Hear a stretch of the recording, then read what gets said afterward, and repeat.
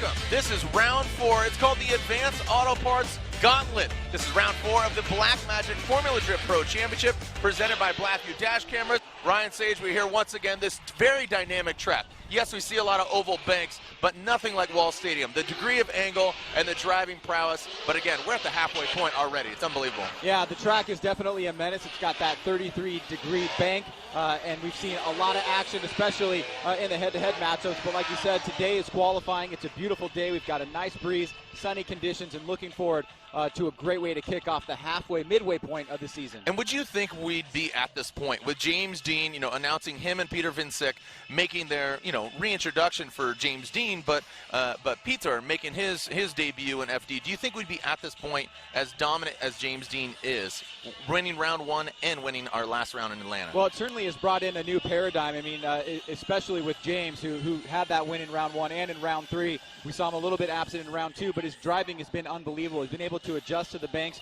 and overall just come out as a strong contender and really changed the way that we view the championship chase. All right, so speaking of championship chase and James Dean, let's take a look back through the rounds. Again, so dominant in Long Beach, debuting this brand new 2JZ built S15 and just out of the gate, just with precision. Yeah, what we saw is him come out and really do kind of an a la Frederick Osbo with very high qualifying. He was the #1 qualifier at the beginning there, and then taking that event. Now, at what we saw at Orlando is we saw some great driving. One of the best chase drivers driving we've seen by Jonathan Castro, where he was able to take out James Dean. But James recentered his attention, focused on Road Atlanta, and worked through a very challenging lineup to take home the win at Road Atlanta. Yeah, it was again, just he was still buzzing off of Long Beach, and I think he took that momentum, what he learned in Orlando, and really just needed to step it up and brought it all together in Atlanta. But Atlanta traditionally is our second round, but now the third round, and here we are at Wall Stadium. A very fun, as you said, a beautiful day. The wind is coming through, as you can hear. The fans are going to be packing this place out, but let's take a look at our current standings, and this is how we have it. James Dean out front. Dean, Carnage, look at this. I mean, completely international affair. 1, 2, and 3. Not defending champion, but previous champion Frederick Osbo, the Norwegian Hammer in 3rd. Ryan Turk and Vaughn Gittin Jr. rounding out 4th and 5th. And then in 6th place, we have Michael Essa, a very strong contender, and Christoph Blues, who had an amazing performance at Road Atlanta. Alex Hilbrun, who's looking to strike during the second half of the season after starting off very strong in the first. Forsberg with that new vehicle coming out, debuting this weekend, and finally rounding out our top 10, Alec Honadale. And then with that, we're going to bring in Ryan Lontaine to break down what the judges are looking for and taking a look at this track. All right, so in here with Ryan and talking about today's event format, our qualifying day, just give us a little bit of a rundown of what fans can expect to see here on qualifying day. So today in qualifying, the drivers are going to be doing 2 non-consecutive runs. The drivers are going to receive a score on each run, and we're going to keep the higher of those 2 scores. 32 drivers are going to move into head-to-head competition that will happen tomorrow. And we're going to break any ties according to the lower qualifying score. One of the things that you guys did this year in particular, which some of the hardcore fans might recognize, is that we've gone back to the 2015 layout. We have. So walk us through the track map and some of the key areas that you guys are looking at judging-wise. So as you look at the map here, you can see that we're doing the peanut shape this year. No more crossover. Each of those sectors is worth 5 points, except for the first one, which is worth 10. That's that big wall ride that we have to do all the way around the top of the bank. And we have a bunch of inside clips that they need to attain. And the finish is a really difficult finish, actually, for the guys here. That inside clip 3 is really tough to attain. And these point allocations, so some of the new fans that might be paying attention would like to know that basically those are for line and for angle. They are, yeah. So that score that you see up there is a possible 35 points for both line and then 35 points for angle as well. And then we move right into style, and let's talk a little bit about what style is in particular and how the points allocation works. So style is broken down into 3 criteria, and we refer to the little acronym that we have, IFC. So you're looking at initiation, fluidity, and commitment. So the initiation side of things, we have a cone up on the guardrail over there, and that's going to show us where the latest initiation point is. They need to be sideways by that point. The rotation to angle needs to be really smooth, and they need to not take any angle away once they've initiated. Also, fluidity, looking at how settled the car is throughout the entire course. The rotations, the transitions from side to side, are they really smooth? Does it look really controlled, but also very smooth?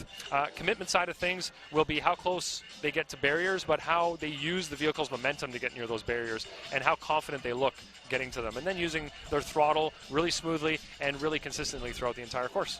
Now, one of the things that every driver is trying to do is go for that perfect 100-point run, but of course there's going to be mistakes. Yep. But sometimes there's mistakes that are just too big. They used to be called zeros. Now they're called incompletes. So what are the incompletes in qualifying? So we only have 3 hard and fast incompletes in qualifying. We have spinning out, so a total loss of control where the car will spin completely on the track. Then we have opposite drift. So that would indicate that the car is drifting in the opposite direction that it should be on that point in the track. That means that it has the angle opposite of what it should on that part of the track. And then anything latchable opening, so hood, hatch, trunk, and or doors opening during a run. Now, this doesn't mean that we're not allowed to give an incomplete for something else that occurs, like a total loss of control, where they might stay on track, but they've just completely lost control of the car, maybe gone 4, 3, even sometimes 2 wheels off if it's deemed excessive enough in terms of duration. All right, so Ryan Lantain breaking down the judging criteria for today here at qualifying the Advanced Auto Parts Gauntlet here at the Black Magic Formula Drift Championship presented by Blackview Dashcam. We'll see you soon. All right, well, as you can see, we are here and we are ready to do battle with this course. Not so much me and I, but our drivers are about to throw down. First up, we have Robbie Nishida. He debuted a new car at the previous round of competition. That is Atlanta. So, Ryan Sage, we have Robbie Nishida, the Bushido Blade, Achilles Radial, Jerry Yang racing this GTR. Definitely a cool looking car. Looks great, but can it perform? It seemed to have a few issues. Also, all right.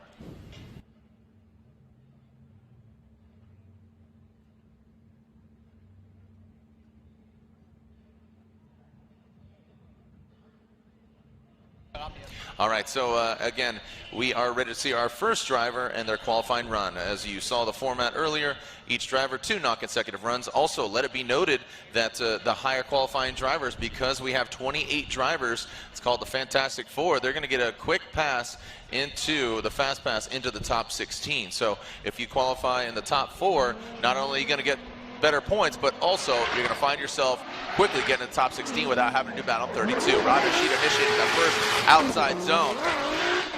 This 4.4 strokes engine here. I saw Robbie posting up some photos of it earlier online. Now, the judges asked him to get into the crease, don't exceed, basically looking at the attitude of the vehicle to see if it raises up past that front clip. Both Ryan's talking about going back to the previous year's setup. No more killer crossover as Robin Ishida across the finish line. Looks like he's had some seat time with this vehicle. Looks like the vehicle's a little more dialed. Let's take a look at this run again, Ryan.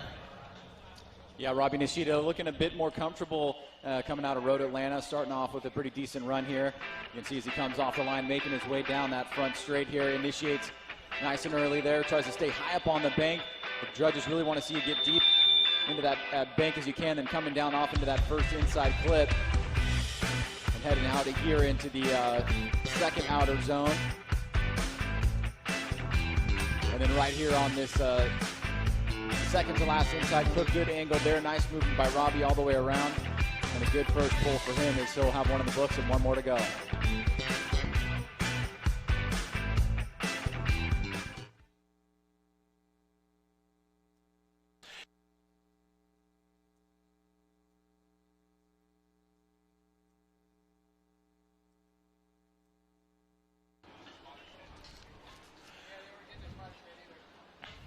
Okay, so the judges analyzing Robin Ishida's run here. See them notating what they thought of the run, because a lot of the drivers after their qualifying runs will ask and see feedback from the judges, what they thought, each independently.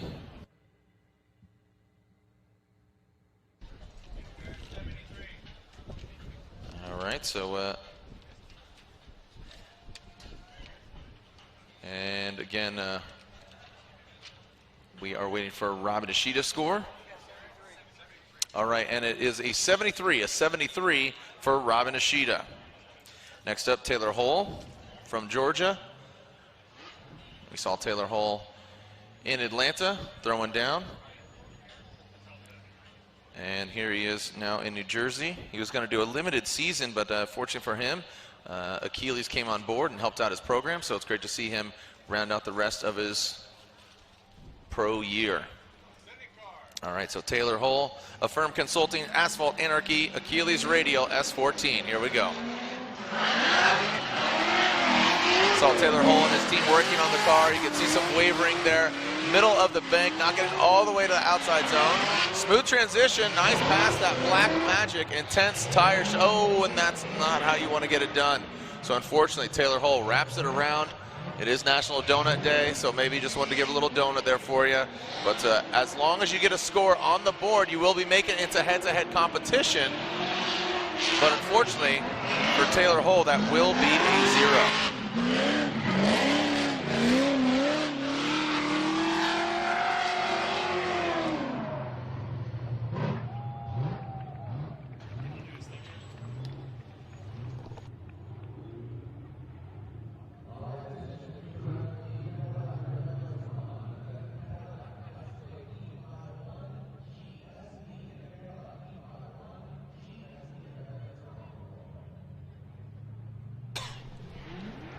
Okay, so again, Taylor Hull, that will be a 0, unfortunately for him. As next up, we will be seeing Pat Gooden. Pat Gooden not in the chute just yet. We have the burnout box, and now I can see him making his way down this Huddy Racing O'Reilly Auto Parts Hankook Tire S13, coming to us from Florida. On the Hankook tires, making his way. Pat Gooden looked really strong in Atlanta, so looking for him to really put it together here in New Jersey. This is similar to his home track, Orlando Speed World. Quite a larger degree of bank, but he does well on these bank tracks. Here we go. Pat Gooden, spray 9 on the doors, so we can spray some Hankook tire up high. The 46, you can see it on the roof, looking more NASCAR-esque, dropping it down. Let's see how smooth, good transition. You can see the suspension really just absorbing, the BC Racing coilovers absorbing that harsh to flat. Takes out that black magic, intense tire shine.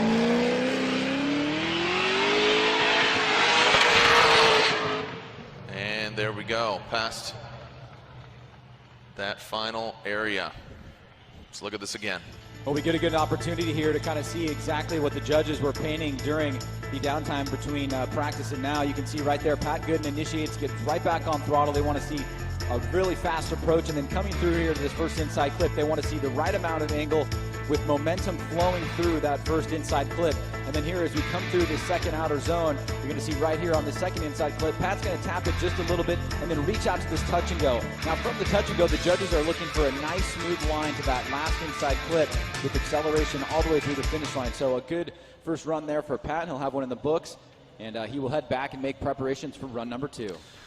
Ryan, you can see there that that menacing wall. That is the razor's edge. That thing will bite you. It'll cut you, and it's claimed some victims over the years. 12 years we've been coming here to Wall, New Jersey. There's Pat Gooden's score, 73. So a 73 there for Patrick Gooden. Next up, Dan Burkett. Dan Burkett, living in Southern California. Owner and operator of his own Rad Industries. He's on Nexon Tires. Great looking Toyota Supra. Looks like he's been having a lot of fun here on the East Coast. Looking at some of his Instagram stories. Him, his wife, and his team. As Dan Burkett, I could see him off in the distance warming up his tires. So if you're not here in the building, it's a great day, beautiful day. Forecast tomorrow looks promising. Just a potential of a little bit of moisture in the morning, but by game time, it's a go. So, also we've got a nice stiff wind, which ends up helping us out because it does clear out the wind. If you can recall, or if you saw our previous round in Atlanta, the smoke would just linger and really impede on not only the drivers but the fans and even the judges. You got to make sure that you could see all the action. So Dan Burkett makes his way into the Advanced Auto Parts Gauntlet. This is round 4 already. Again, as we come to an end tomorrow and we celebrate and pop some champagne, that is officially the halfway mark. It's crazy. It's already June. And here comes Dan Burkett.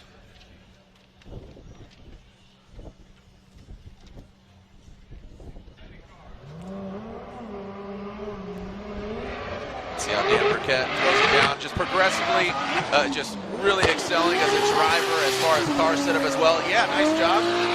Car looks very composed as it slams down Actually, I should say not even slamming down, really softly, gets into the groove. Big angle there from Dan Burkett. See how he transitions past his front clip, big angle. Nice job, you can see him running through the gears and then tightening up to that final front clip. So Dan Burkett, really good approach, minimal corrections from him, and I really like the angle, the snappiness. As Take a look at the replay one more time as we get a chance to see Dan lay it down and do a pretty good job. I'd like to see him get a little bit more aggressive on initiation, but Dan overall had a nice solid performance. Like you said, minimal corrections, and was able to put down a score in the book, which is pretty much what you're hoping for after run 1, and that way you can push yourself on run 2, and for those 4 lucky drivers near the top, they will have that automatic buy into the top 16. And again, it bears repeating, as far as the top 4 drivers, they will be getting a bye into the top 16. So those are coveted spots. As you said, get a score on the board, and then you really push for it on that second run. Ryan, we started the dialogue in the opening of the show, but again, James Dean just making a lot of noise here out of the gate. Dean the Machine, as he's been nicknamed over in Ireland, and he's just delivering, man. Oh, there's Dan Burkett's score, an 81. But again, we talked about it. Just, I mean, how do you think he's going to fare here? Because it's an oval. Well, he certainly adapted to the banks, and this is probably the most extreme bank that we deal with in terms of the steepness of the bank. And obviously we still have Irwindale, but we did a poll to fans out on the Formula Drift app, and 75% of the people that responded said that this would be the year that James Dean would win his championship. Okay. So a lot of the fans think that he's got the momentum in his corner and certainly the driving ability. Kyle Mohan, built to apex, Aussie Tricks, top 1 oil, necks and tires, initiating in that MX-5. You can see him working his way up the bank. Ripping through. Where are my rotary fans at? Again, one of the only rotary in Formula Drift competition as it stands. Really working the car, and you can hear him lifting considerably into that final radius turn, and Mohan shuts her down. So as I said, one of the only rotary in Formula Drift competition. Seemed to be not 100%. I don't know. Like, I know he's had some issues here and there.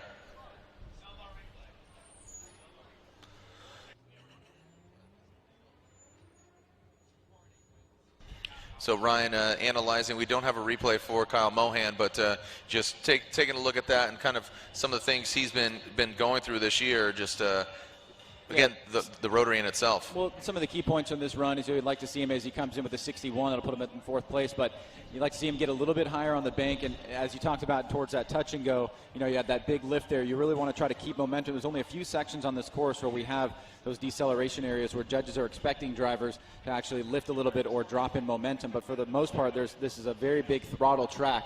And we're going to see a lot of that tomorrow, especially in Outer Zone 2, where we have some things we'll want to talk about in terms of the way that the judges have laid out the course in order to maximize the closeness between both drivers and really get that really cool tandem battle that we love to see. Yeah, and especially just out of the gate on that big menacing bank. Again, 30 degrees. Daytona's 31, so it just gives you an idea of how steep it truly is.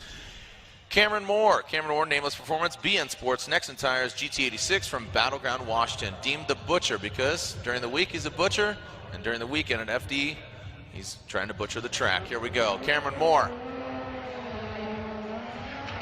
Debuting this new car last year, he's in an SC chassis. Whoa, big, nice job, like that. That aggressive initiation towards the wall, slamming down.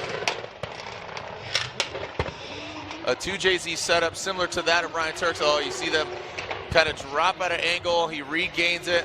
Not a complete straight in there from Cameron Moore. Gets out to that touch and go and then works his way back to that final front clip. Ryan, so kind of recounting Cameron Moore's run here. Yeah, he started off really nice and high on the bank, had a good transition into that first inside clip. He was on about the third hash mark, so just a little bit off there. But as we saw as he comes into outer zone number 2, you can see he's going to fall out of the zone. He almost has to reinitiate a little bit. He comes back around to that second inside clip, does a much better job there, fills that touch and go completely, and then draws a nice, smooth line to that final inside clip through the finish line. So that touch and go box there, you could see it just as they go past that second front clip, the Black Magic Intense tire spray, and they're to 74. 74 for Cameron Moore, Ryan. No.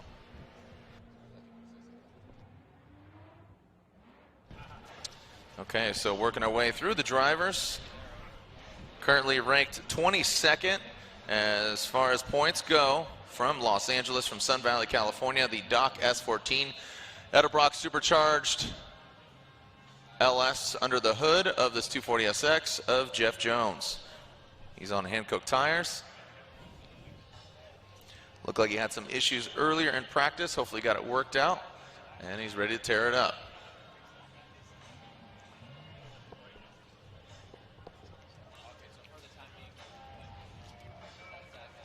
Pulling to the start. Here comes Jeff Jones.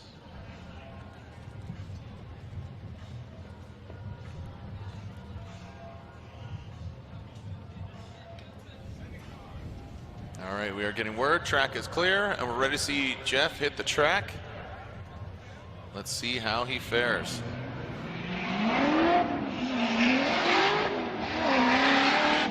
Straight line approach, works his way. Tiny bit of wavering, but as you said, Ryan, throttling down, taking out that first front clip, getting into the crease.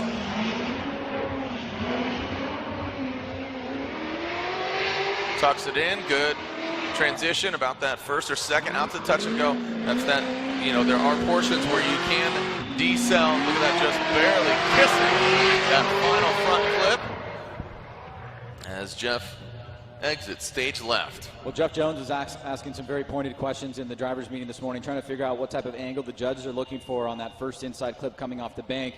And, you know, he did a pretty good job on the first half of the bank. The second part, he kind of came down a little bit. And what the judges are looking for on that first inside clip is the maximum amount of angle that your car can carry while keeping the momentum consistent through that zone without, or that inside clip without slowing down, and then being able to slot your rear bumper right into that second outer zone and throttling it all the way through to that inside clip. So there's very few areas where they want to see slowdown, or they expect slowdown, especially through this first inside clip as we take a look at Jeff Jones' score. Jeff Jones is 74. So, you know, not the highest, but as you can see, a score nonetheless. So a good execution there from the relentless one, Jeff Jones. And finish driver, Juha Rintanen, STR Racing Wheels, Nexen Tire, S15. Pulling to the start line. Juha, another driver that progressively is just getting better and better with each round and more seat time behind the wheel. Here comes Juha Rintanen.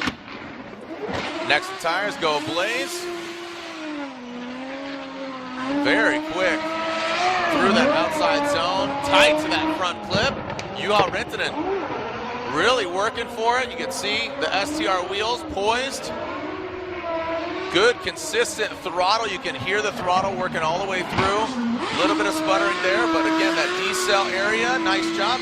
Juha Rintanen, phenomenal qualifying run there. Will it, and how will it be reflected in his score? Great run, Ryan. Well, he really rode that bank nice and high all the way through to the guardrail at the end, and as he came into that first inside clip, he was accelerating all the way through. Had that quick lift right there to get into outer zone 2, which is completely acceptable. Then he's back on the throttle with good angle, and then right at that second inside clip, a very smooth transition, gets into that touch and go. Great job there, and then draws a nice smooth line, pretty fluid, maybe just a little bit tight through that last inside clip.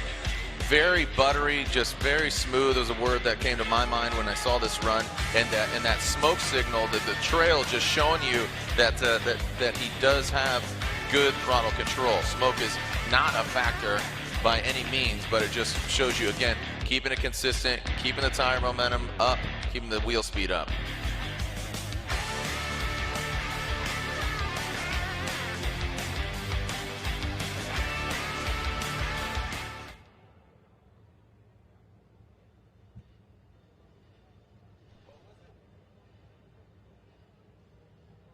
And Juha, now our #1 qualifying driver with an 88. An 88 for Juha Rittinen. An 88 for Juha from Finland.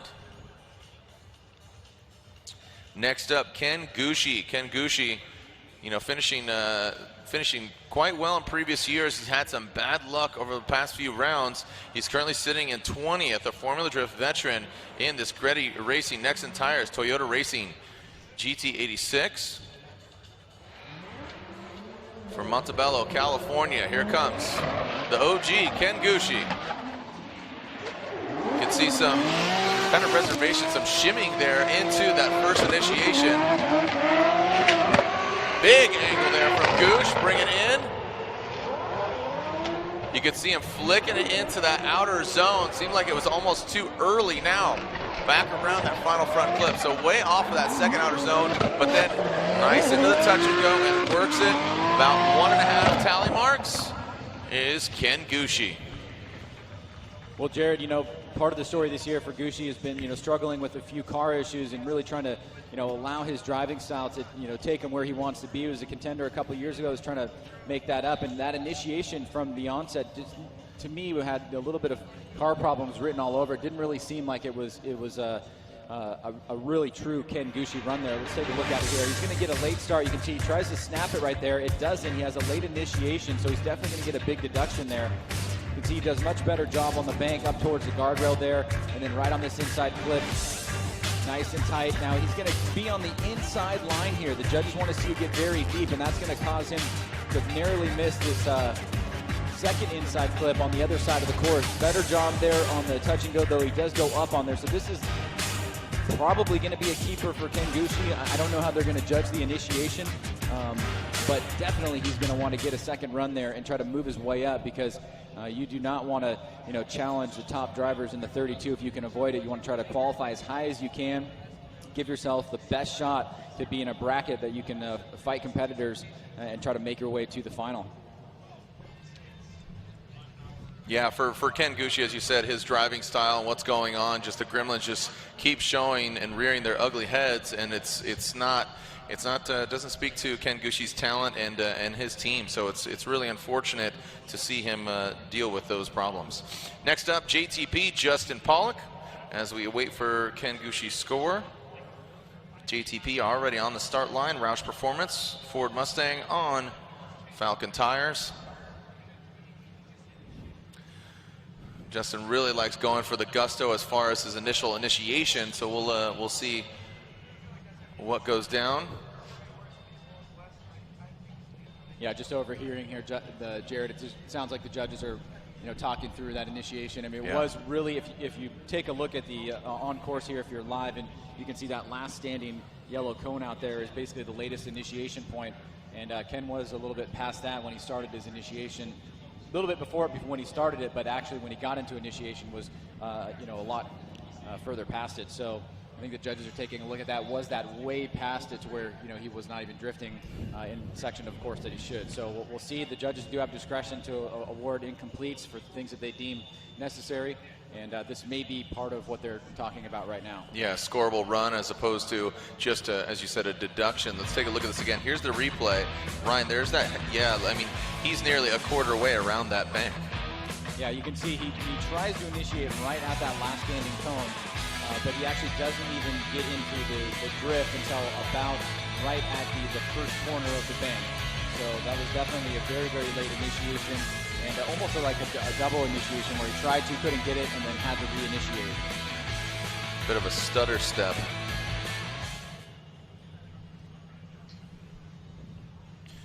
Judges still taking a look at the run, and we are finding out that it is not a scoreable run, so that will be an incomplete. As we talked about, this just does not speak to Ken Gushi's driving prowess nor his team, so I'm sure they're going to thrash, and now the pressure lies on Ken Gushi's shoulders. Can he get a score on his second qualifying run? He'll have another shot, but he's got to wait for the other 27 drivers to have their either first or second run. JTP Justin Pollock leaving the start line. He's ready to go to battle with this Wall Stadium Speedway course.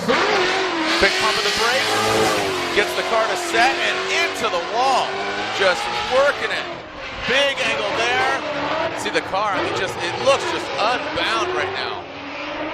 Justin Pollock on a tear.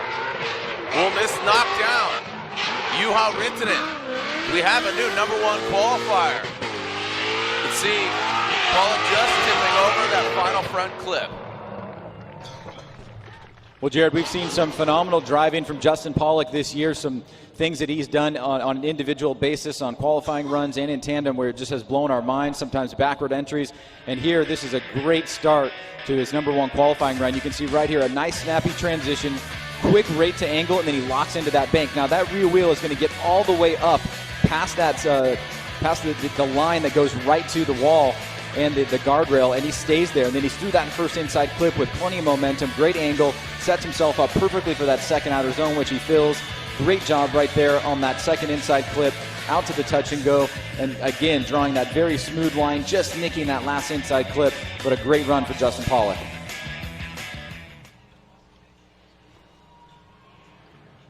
And there it is, a 91 for JTP. He is now your #1 qualifier. Justin Pollock, the Roush Performance Falcon tires. Lucas Oil Ford Performance Mustang is now your #1 qualifier. The Kalamazoo Killer JTP locks it in, is currently your #1 qualifier. More Mustangs, more tires to be burned, but of the Nitto variety. Chelsea Denofa, say howdy, get rowdy. We'll see if he can get rowdy with this Mustang. BC Racing Coilovers. Listening to his Maximum Driftcast blog just yesterday, just catching up on some of the dialogue, and he's happy that he says he's happy that he kind of messed up under his own accord versus the car failing on him. So he knows he has a capable car, just how can he manage it? And as far as the engine and the power on call, he says it's all there. So he has the makings of some success. He's claiming a podium real soon, but it starts here with qualifying for Chelsea Denofa. Another consistent throttle note coming out of the backside as Chelsea Denofa. The forge line wheels go round and transition back. You can see that he just almost threw it out there, then lassoed it and brought it back in. About the second hash mark. I don't think that's enough to take down the 91, but a solid run there from Denofa.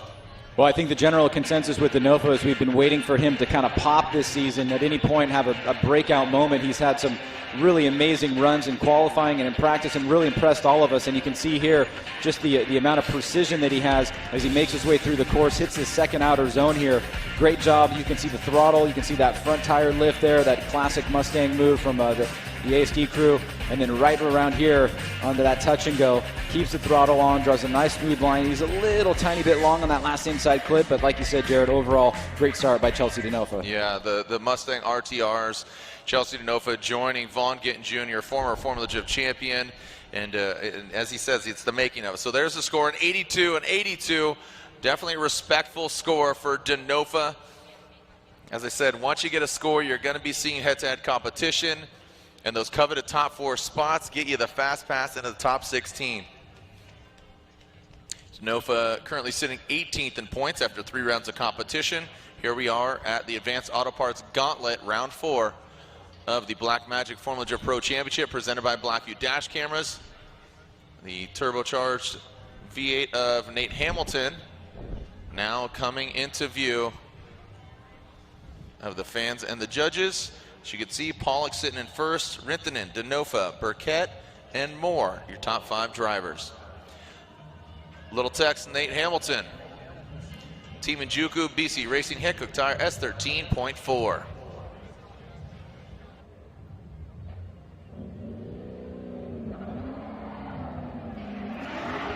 All right, here we go. Hamilton locks it in. Nice job by the 144. You can see, looks like he gets into the wall a little bit, shreds some back bumper. Now into the crease. Well played. Big angle there from Hamilton. Nice job. See how quickly he gets transition here. Into the touch and go and approaching that final front clip. mastercraft. Well done. Solid. Great composed run there from Little Tech's Nate Hamilton. Let's analyze it again here, Mr. Sage. Well, Nate starting off with a pretty clean run there. Like you said, Jared, it looked like he got into the wall a little bit, but was able to maintain his composure. Here he initiates right there just before that standing last cone. A great job right there, nice and high on the bank. He's going to make contact just right before that smoke line, or before he reappears out of that smoke line, and then back around to this second outer zone here. Great job here. Nice and consistent, stays deep, comes out at the right time, back around to this second inside clip, and then gets the rear of that car just right into that touch and go, and then blasts through that last inside clip. So nice start by Nate Hamilton.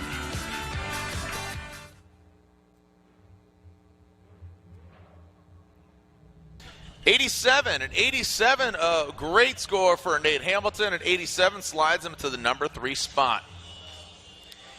Seeing the itinerary of the rest of the drivers, pretty sure that won't stand as far as top 3, but still a very respectful score and one to grow on as far as learning this course and getting comfortable with this very unforgiving track. I mean, it has one wall to rule them all.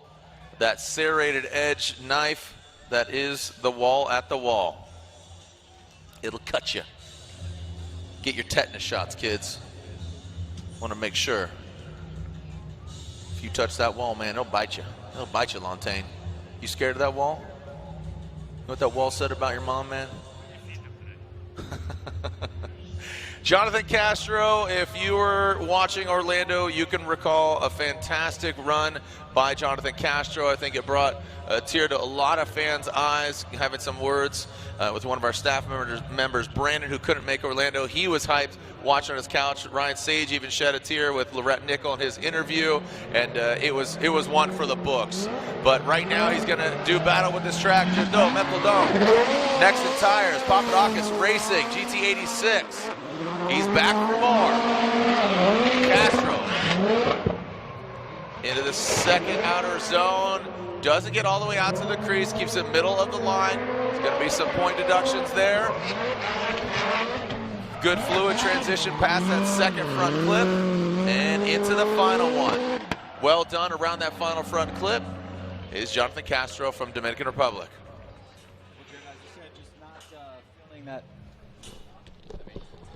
Test. Well, here we go, Jared, taking a look at Jonathan one more time. As you said, he kind of was a little bit off that second outer zone. Does a pretty decent job on the bank. Comes down off fluid motion there through that inside clip. Stays nice and tight there. Just doesn't have the momentum to carry himself out to fill that second outer zone. So he's going to lose and leave a few line points on the table, but he is able to make it back up on that second inside clip and the touch and go. And then right here, wrapping around to that last and final inside clip, is able to finish up his run number 1.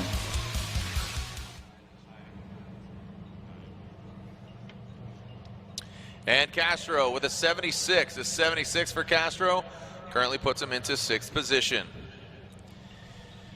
Next up, coming into this round at 15th position, it is Matt Field. Matt Field, Falcon Tire, Vaptasia, Arc Performance, Nissan 240SX, the Beast from the Bay. The Frenemies, him and Odi Bakshis, entering FD competition the same year. You know, friends, enemies, they're frenemies. Here we go. Matt Field. He's been one to watch over the past few years. And he's one to watch right now. Nice job. Good execution there for Field. Quickly getting into the crease. Into the groove. Not just on that second outer zone, but also the entire run, about 1.5 hash mark there, off that final front clip. What say you, Ryan Sage? Well, Jared, as you know, the last quarter of this season was all Matt Fields, just absolutely dominated round 7 and 8 last year, winning those rounds and making a big statement. Coming out this year, getting a little bit of a slow start, but looking to recapture that momentum. Starts off here with a pretty solid first qualifying run as he does a decent job on that bank, nice and tight on that first inside clip, locks into that second outer zone. You can see just coming out of that zone at the right time. Wraps around to that second inside clip, snappy transition back to the touch and go, and then all the way through just right on that second, the inside of that second hash mark, and finishes up run number 1 for Matt Field.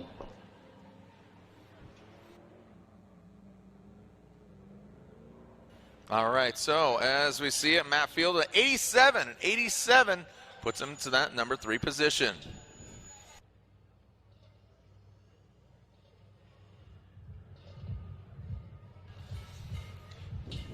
Sage, again, we've seen some phenomenal, just exciting things. Anything stand out in your mind as far as this track? I mean, 12 years we've been coming here, and anything stand out?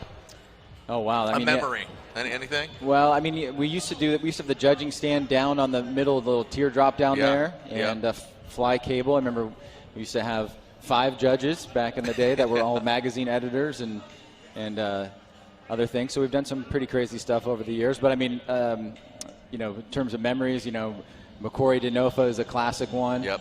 Right over here on the bank. I mean, the bank is obviously, you know, a big storyline of this event in general. And there's been a lot over the years, so yeah, there's quite a bit to recount. Yeah, there's a lot of history here at this track, and we'll see if Matt Kaufman, put him in a Kaufman, here we go. Next in tires, Kaufman Racing. This machine is built for battle. 959 on the door. Ford power plant under the hood. And here we go, Kaufman. Well composed, nice job, rides that outside zone for quite a bit, drops in, tight to that front clip, gets into the groove before you got to move. Slow rider brings it out of that second outer zone, nasty transition like that. See him just check up a little bit, but then works it around that final clip. Kaufman out for blood. How does it feel, Matt Kaufman?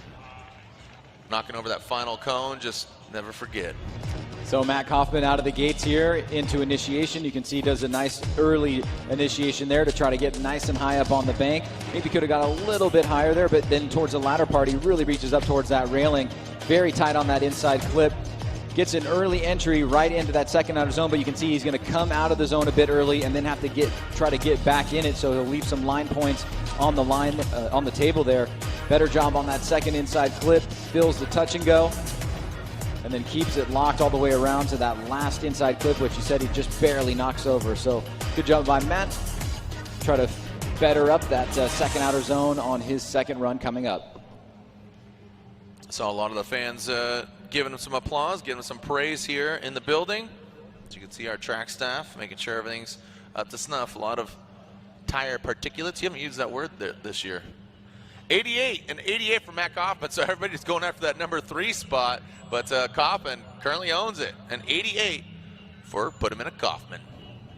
Thunderbolt fuel running through the veins of that vehicle. As next up, former Formula Gym champion Dai Yoshihara, turn 14 distribution. Saw him making a visit to his title sponsor, turn 14, as they're located out here on the East Coast. Dai Yoshihara, turbocharged V8 Subaru BRZ on Falcon tires. Slide or Daijiro Yoshihara.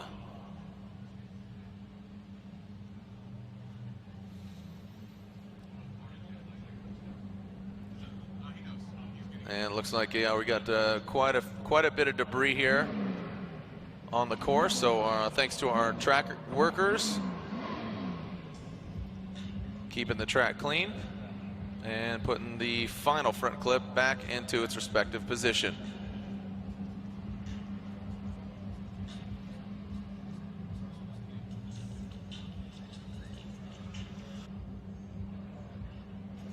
And the track is clear. Here we go.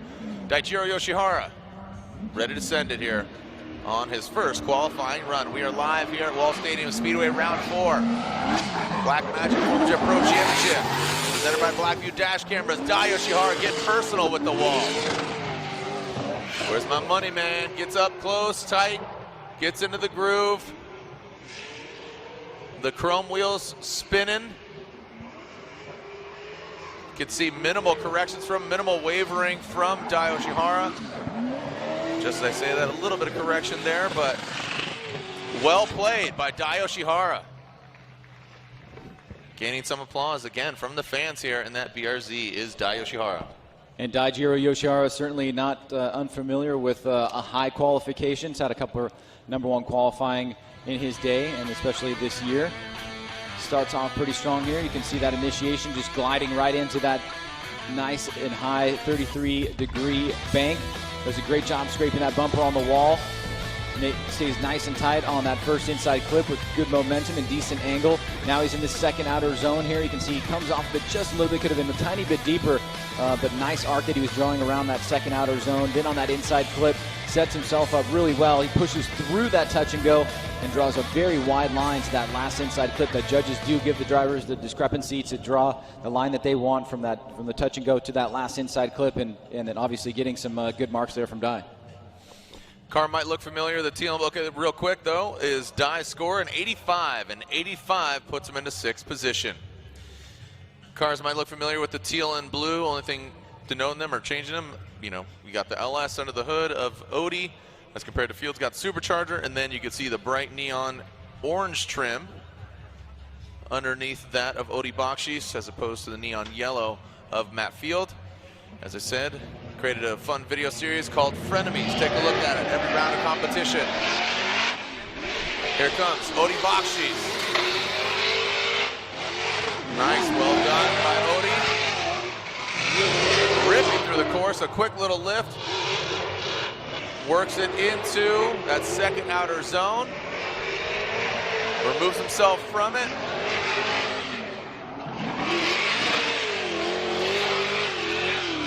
Hammering down across the finish. Odie Bakshis on his first qualifying run. Odie coming back after losing a wheel in practice with a strong start here. Nice initiation into the bank, scraping that bumper on the wall.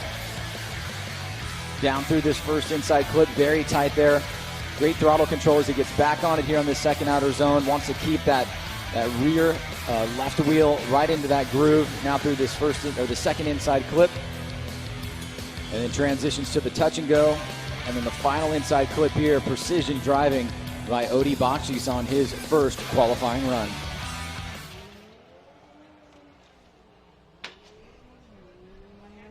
And waiting for Odie's score on his first run, and there it is, an 87. An 87 puts him into the number 6 position. There is Odie Bakshis.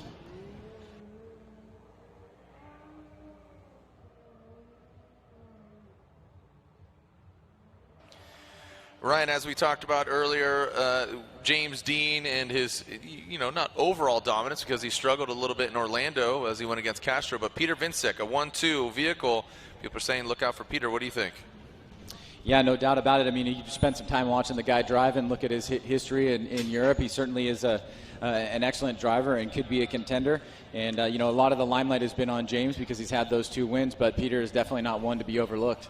Yeah, and I think it's a smart approach as far as, if you're gonna bring 1 car, let's do 2. So this Wardhouse Drift team, looking very similar, but small little nuances. But the standout thing is that James Dean brings those 2 victories and is our current points leader. So Peter Vincek, he's paying attention, and he wants a podium. As much as he loves seeing his teammate, he wants to get on the box. So let's see if the Polish driver, Peter Vincek, can come through. It starts here in qualifying.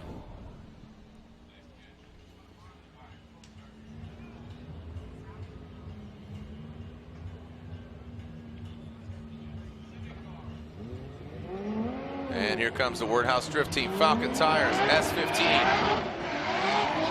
Peter.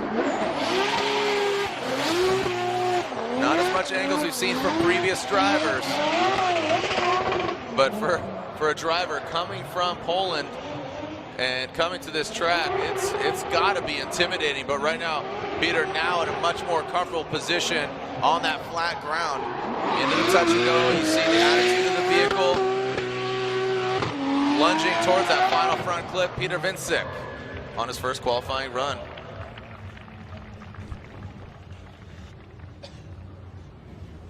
So here we go, Jared, taking a look at Peter one more time. As you said, maybe a little bit less angle than we've seen. You'd like to see him get a little bit higher in the bank as well, but he's blazing fast through this section of the course. Now down off of the bank into that first inside clip. Transitions into this second outer zone here, back on the throttle. Trying to stay deep into that zone. Judges really want to see you go from cone to cone. And then right here, as you said, he's going to have a tiny little lift right there. What the judges are really looking for is the overall attitude of the vehicle. Does it really go up and show that the driver went way off course? Or is just a tiny little lift that'll be a slight deduction? I think that's the case in Peter, and obviously it shows in the score. 83 and 83 for Peter Vincic. And Ryan, maybe talk about that. We're really just getting down to brass tacks as far as the drivers and getting into the groove, the yellow line, and you know, really kind of analyzing that, especially in that second outer zone. Yeah, well, I mean, one of the things that the drivers' meeting really helps do is just kind of get into the granularity of each specific part of the course, what the judges are looking for, drivers asking clarification questions, and just trying to really understand how the judges are going to judge each section of the course. What are they looking for in initiation? What would they like to see on the bank? How deep do they need to go in outer zone 2? What kind of angle are they looking through inside clip 1 and 2? And you know, you spend a good half hour, 45 minutes going through all the details and the nuance to just really make sure that you have that confidence as a driver, knowing what you need to do, go out there and perform. Yeah, the progression of the sport has just grown tremendously, and those finite details, that just goes to show you the precision driving that's not only being requested but then executed. We'll see if this gentleman can execute. Alec Honadell, FixYourFuel.com, Urban Air, Hoonigan, Nexon Tire, S14. Whoa, big angle. Can he salvage it? Yes, he does. He comes back. He goes off course. As you see him kicking off that cone, we'll see if that will be scored. Like I said, he went off course. Look at that. He's lifting that front right. He's taking some notes from that RTR drift team with those Mustangs. A very violent driving style from Alec Honadell. Honadell having a strong performance at Road Atlanta, trying to back that up here in New Jersey. Let's see how he does here on run number 1. As you said, a big angle to that first inside clip. Let's see how it starts, though. You can see he initiates into the bank, trying to stay up there nice and high as he can. And then right here, a big angle through inside clip 1. Probably a little bit too much, lost some momentum, and then went off course there. And then as he tries to regain his approach into inside clip number 2, he's able to wrap it back around with that huge, massive angle. And then that touch and go right there, finishing up his run through that last inside clip.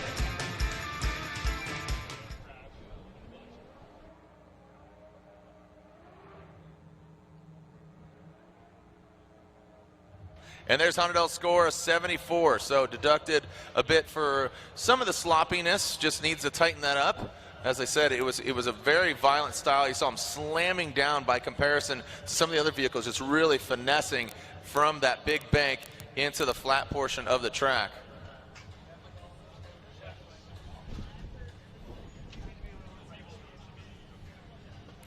So Honadell gets his score. He is currently 13th.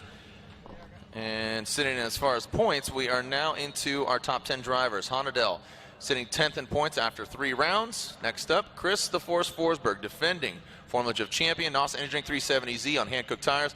And notable thing here is this is the debut of this car in competition. Not the looks, but the engine. Twin turbo V6 as opposed to the V8 that took him to multiple championships. So here's Forsberg initiating. Not as high on the bank from previous drivers. You can see him ripping into the groove, standing on the throttle. You can hear the anti-lag, you know, you got to think about driving style, what he's been used to in previous years. He's had a bit of seat time, the car's been tested, nameless performance, putting the car together, and you know, for Forsberg, you got to think, and even talking to his spotter Scott, who's, you know, not far from here, he was talking about his whole kind of mentality and his driving style has changed tremendously. Well, yeah, I can imagine that it definitely would need to be some adjustments with the new engine. Certainly, you're so used to that big V8 sound from Chris.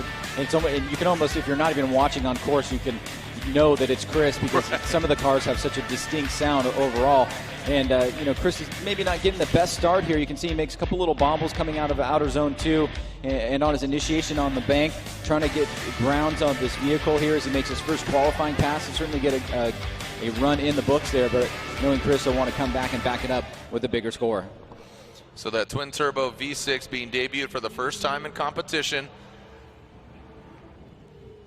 and awaiting his score on his first run, currently sitting 9th in points in that NOS Energy Drink 370Z. And it's a 69 for Forsberg. So gets him a score, he'll get him in head-to-head battle. but currently 17th. We'll see if he throws some more at it in his second run. As we are seeing Alex Hilbrun, IMR, Field Suspension, Nitto Tires from Lima, Peru. You can see current top 5, Justin Pollock, Rintanen, Kaufman, Field, and Hamilton, our top 5 drivers. Those coveted top 4 spots, fast pass into the top 16. Because you get a bye run in 32. Alex Hilbrun, he has been one to watch. He's been on the box earlier this year, and he wants to get up there again. This supercharged V8 BMW, shredding some parts off the back end of his BMW. Well done by Hilbrun. Look at him turn that smoke machine back on. I mean, Ryan, you can see with the smoke signal, there's a deletion basically in that smoke line and the signal going in that touch and go. As we said, there are points of decel, but was that too much? Let's take a look at this run here one more time. You can see Alex right there initiating. He's going to tap the wall right there, but he's able to stay in it, maintain his composure, get through this run. It's on that second hash mark on that first inside clip. Goes up a little bit high on that second outer zone. And then here stays and fills that zone through that second inside clip rather. And then the touch and go here. Trying to draw a nice smooth line around. Comes in on the inside there and finishes up. So Alex almost going into the wall, but he's able to sacrifice it, or salvage it rather, and keep a pretty solid score on the table. We'll see what it comes with at the end of the day. So Hilbrun awaiting his score. Remember, each driver 2 non-consecutive runs. If you're just tuning in, this is the Advanced Auto Parts Gauntlet. As Alex Hilbrun gets a score, an 87. 87 for Hilbrun puts him into 6th position. Next up, moving on down, currently sitting in 7th, Kristaps Blus from Latvia.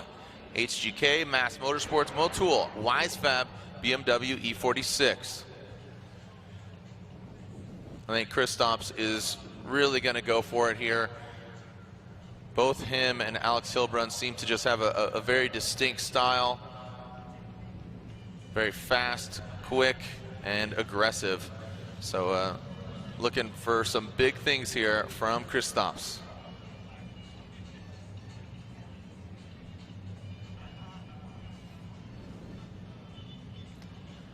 Let's see how Kristaps throws down.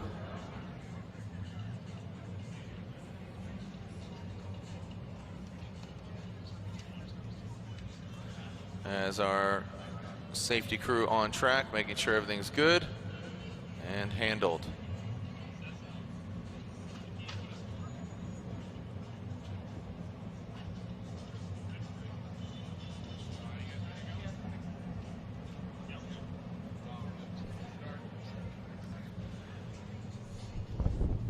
And it looks like we are clear to send. The course is clear.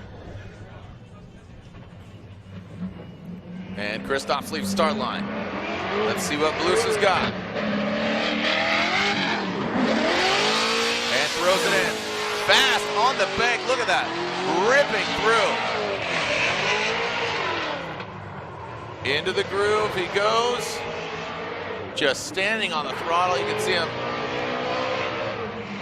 lifting the front end of that car up. Touch and go quickly going through the course. Well executed from Kristaps Blus.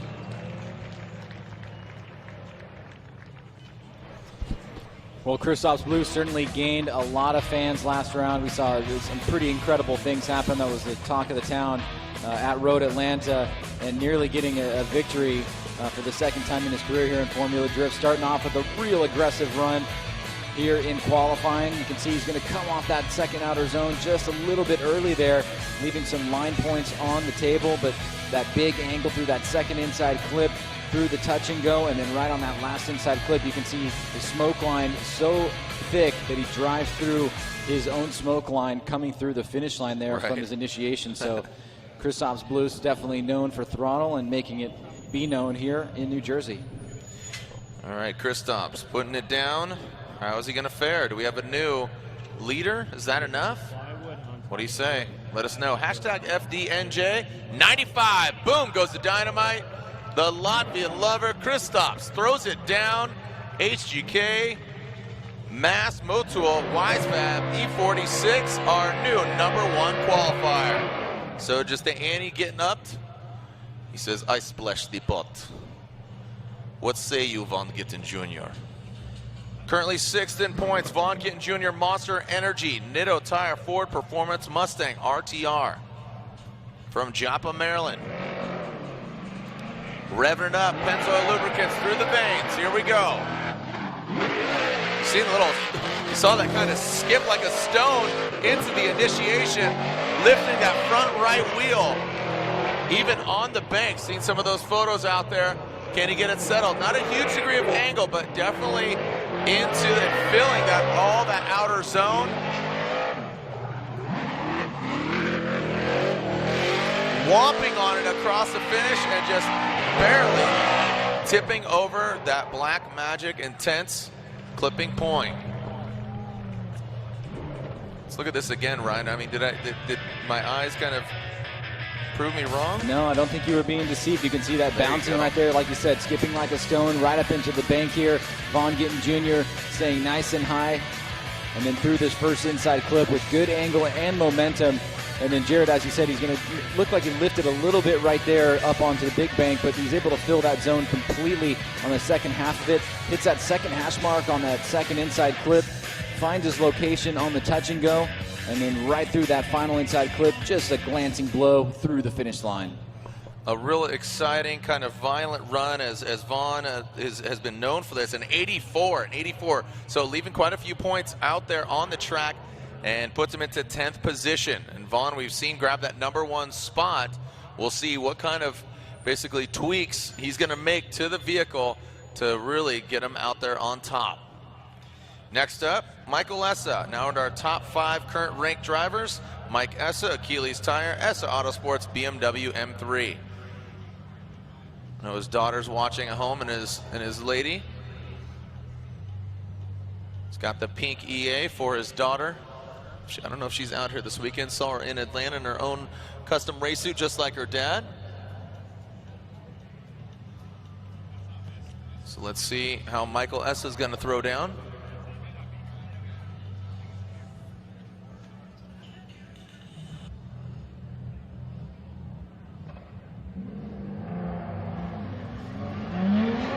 And here comes Essa. Ripping. Well done by Michael Essa. Fluid. Suspension techniques doing the work, absorbing it. As the Boost Brigade member comes through that second outer zone, transitions past the second front clip, touch and go. And he does that. He goes past that final front clip. Michael Essa, a lot of applause here for Michael Essa. Ryan, what do you think? Really, the only thing I can really see is the touch and go doesn't go as deep in that last inside clip, but you can see that snappy initiation, quick rate to angle. He's right on throttle, very high on the bank, now down off the bank. Really good job right there on that first inside clip. Carries tons of momentum and big angle through this second outer zone here. You can see he stays on lock, wraps around all the way through the zone, and then on that inside clip. Now watch this little section right here. It doesn't get fully out to that touch and go. And this last little inside clip here, he's going to just be a slightly bit long, but outside of that, that was an incredible run and a good start by Michael Essa. All right, so Michael Essa, again, currently sits in 5th coming into this round of competition in that Achilles Tire Essa Autosports BMW. Still left to drive, Ryan Turk, Frederick Osbo, Dean Kearney, and finally James Dean, our current points leader. And we'll go through the 28 drivers once again after that for their second qualifying run. As you can see, Michael Essa, an 86 puts him into 9th position. Ryan Turk, Advanced Auto Parts, Black Magic, Hankook Tires. What's the 411? Ryan Turk. Nameless Performance operated. This is the Advanced Auto Parts Gauntlet, and the Advanced Auto Parts on the hood of Ryan Turk. Valvoline running through the 2JZ engine. Here we go. Ryan Turk initiates. The 1552 wheels get lifted off the ground. Big angle there. Works it down. First hash mark. Snappy into the groove. A quick lift. The degree of angle here, Ryan, is just massive from Ryan Turk. Out to the touch and go. The anti-lag firing off like it's 4th of July. And around that final Black Magic Intense. Clipping points. Some flames being thrown. Just for a little exclamation point. I mean, the angle here just seemed intense compared to some of the other drivers. Well, what we've seen with Turk this year is he's really making his campaign for a championship really look legitimate at this point. You know, he's just right outside the top 3, but has been very consistent. You can see his driving and the reliability of the vehicle have been strong all the way through, and he does a pretty tremendous job here on the bank and the first inside clip. Great job on that second outer zone. And then through this second inside clip here and through the touch and go, there's not a lot to criticize here. Ryan Turk, strong performance on run number 1.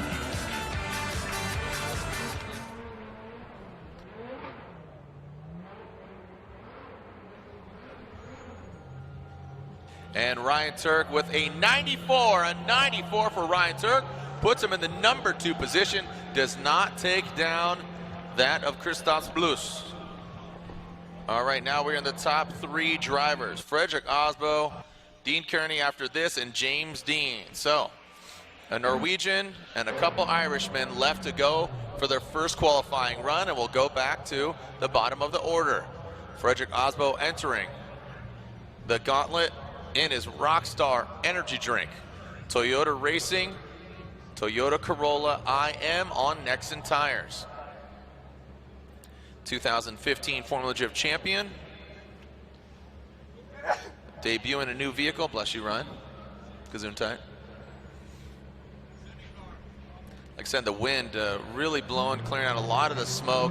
I know previous years, we've seen all kinds of weather here over the years, from rain, almost violent storm. Right now, storms are brewing with the Norwegian Hammer. The hot hatchback. Ripping. With that 4-cylinder turbo, nasty flick into that second outer zone. Do we have a new number 1 qualifier? Frederick Osbo gonna stand and deliver. Just the attitude of that car from Frederick Osbo. Well, Papadakis Racing has not needed a season to build up this vehicle. They started off extremely strong, and you can see with the driving ability of Frederick Osbo, it manifests itself right out on the track. And look at this right here, that big initiation into the second outer zone. Lots of angle, he holds it all the way through. Nice snappy transition back. Maybe could have been a tiny bit closer to that inside clip, but this is great driving from Frederick Osbo on all aspects of the course. And an overall performance that was very impressive and a solid run number 1. Do you think that's enough to take down Christos Blus? Does that beat a 95? You're not going to make any claims. Okay, Ryan's going off the record right now. Just thought I'd throw it out there. I did like his transition, and no, it does not. A 92. A 92 for Frederick Osbo, but puts him in one of those top 4 spots. He is currently in 3rd. But still, 2 dynamic drivers left to go. Both Irishmen, and I know they have the Irish Army here cheering them on. Coming out in droves. Here we go. So Dean, Carnage Carney. The Oracle Lighting Dodge Viper on Achilles radials. Slithering like a snake. From the top rope, here comes Carnage.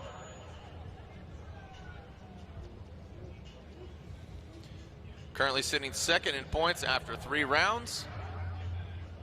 Dean, clear to send. Let's see if Carnage can wrangle in a good run. Oh, gets into the wall, taps the wall, comes out of drift, re-initiates. And Carnage just pushing a bit too hard.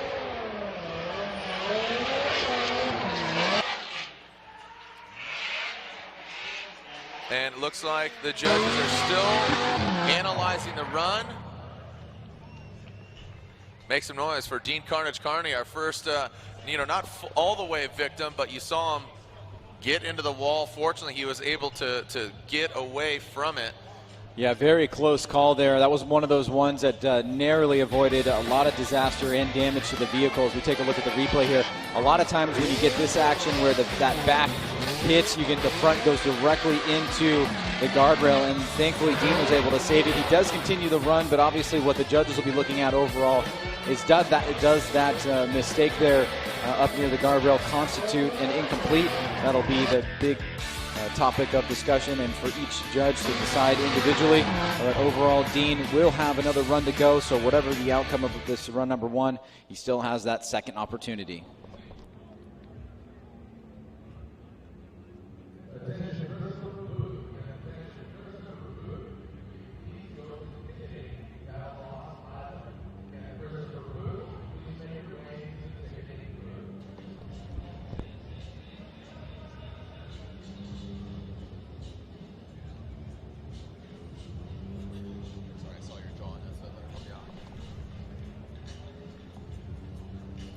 All right, so awaiting Dean Kearney's score. Looks like we are replaying this. The judges want to take a look at it once again. You can see Dean pow. I mean, that could have been really ugly, but fortunately for him, he keeps it off the wall. Tries to salvage the rest of the run here.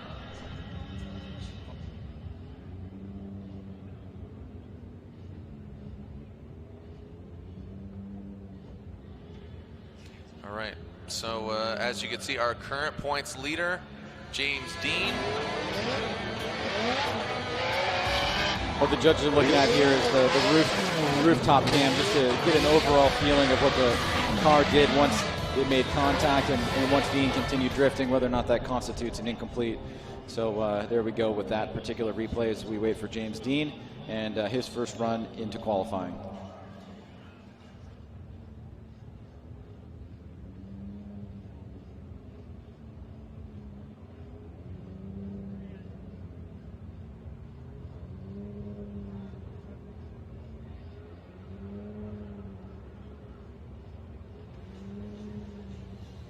Okay, so again,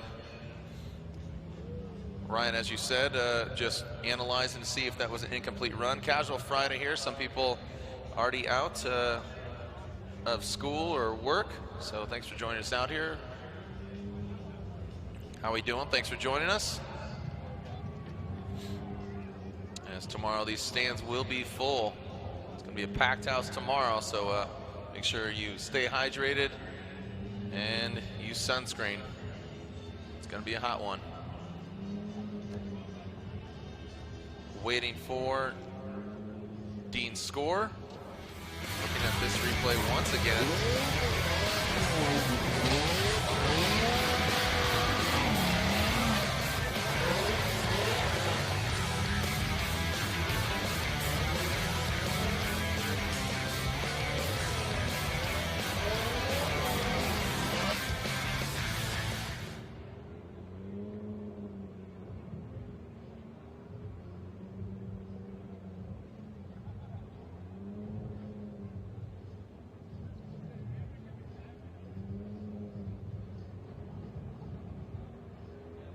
And there it is. So they finally analyzed and came to the conclusion that is an unchaseable lead run. So that would, talking with Lontaine, he's sitting next to us, and he says if you were chasing that, you could not chase that. So that's how they denoted it is an incomplete run. So Dean Kearney will have a 0, unfortunately,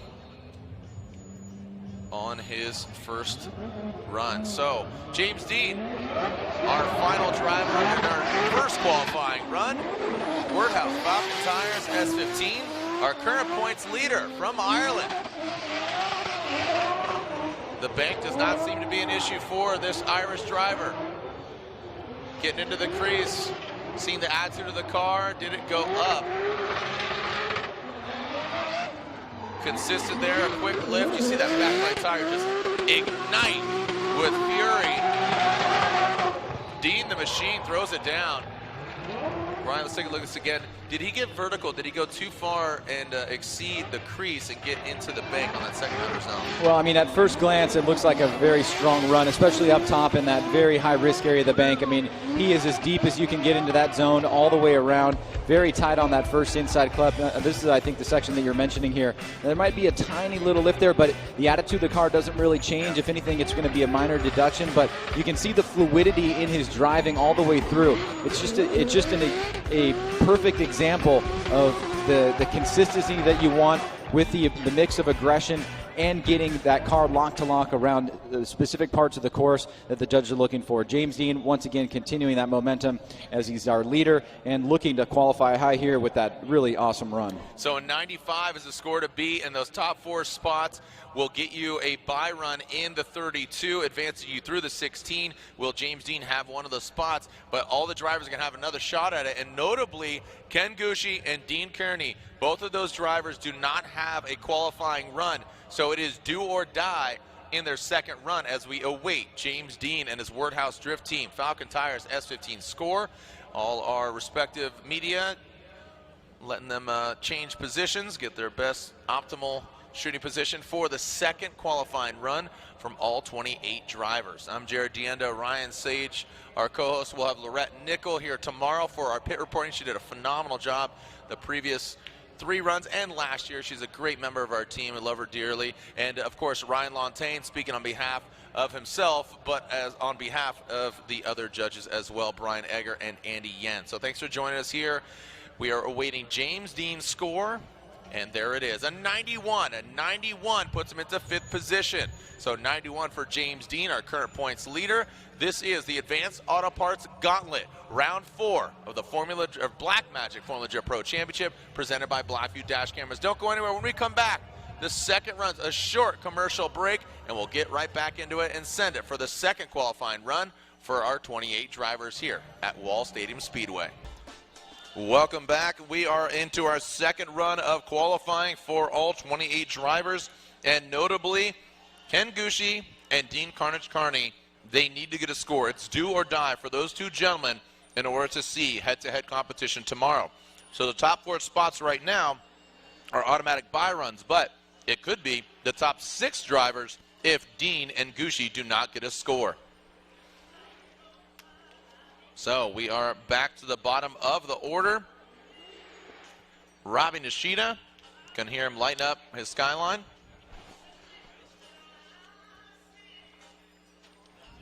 I should say his GTR. As the Bushido Blade, Jerry Yang Racing. Gosh, it seems like just yesterday Robbie Nishida hit the scene here in New Jersey in that Sil Camino, the S13 Team Orange vehicle, and just the way the cars have progressed, the way the attitude of the drivers, I'm talking about their driving style in the cars, just the progression of the overall sport. So there you see our top 5. Christoph Blusch, Ryan Turk, Frederick Osbo, Justin Pollock, and James Dean are our top 5 drivers. Here we go, Robbie Nishida. Let's see what kind of score he can put down here. Quick little hesitation, but now back on the throttle, getting up to the wall. Nice job. The Achilles radials getting settled into the groove. You can hear him sputtering his way, slamming on it. Ripping into that touch and go area, and now how tight is he going to be?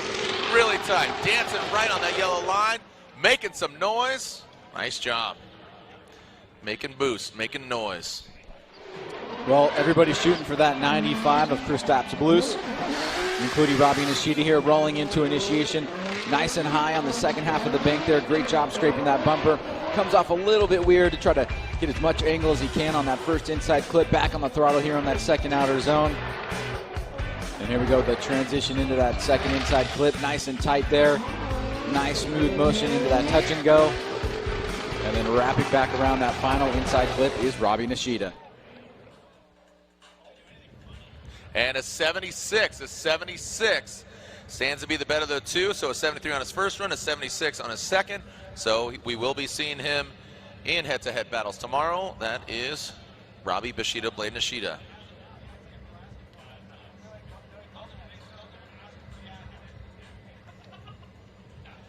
All right, so Taylor Hull, oh no, sorry, I take that back. Taylor Hull was another driver that does have a 0 on his first run. So this is do or die for Taylor Hull. Affirm Consulting, Asphalt Anarchy from Sonoya, Georgia on Achilles radial tires.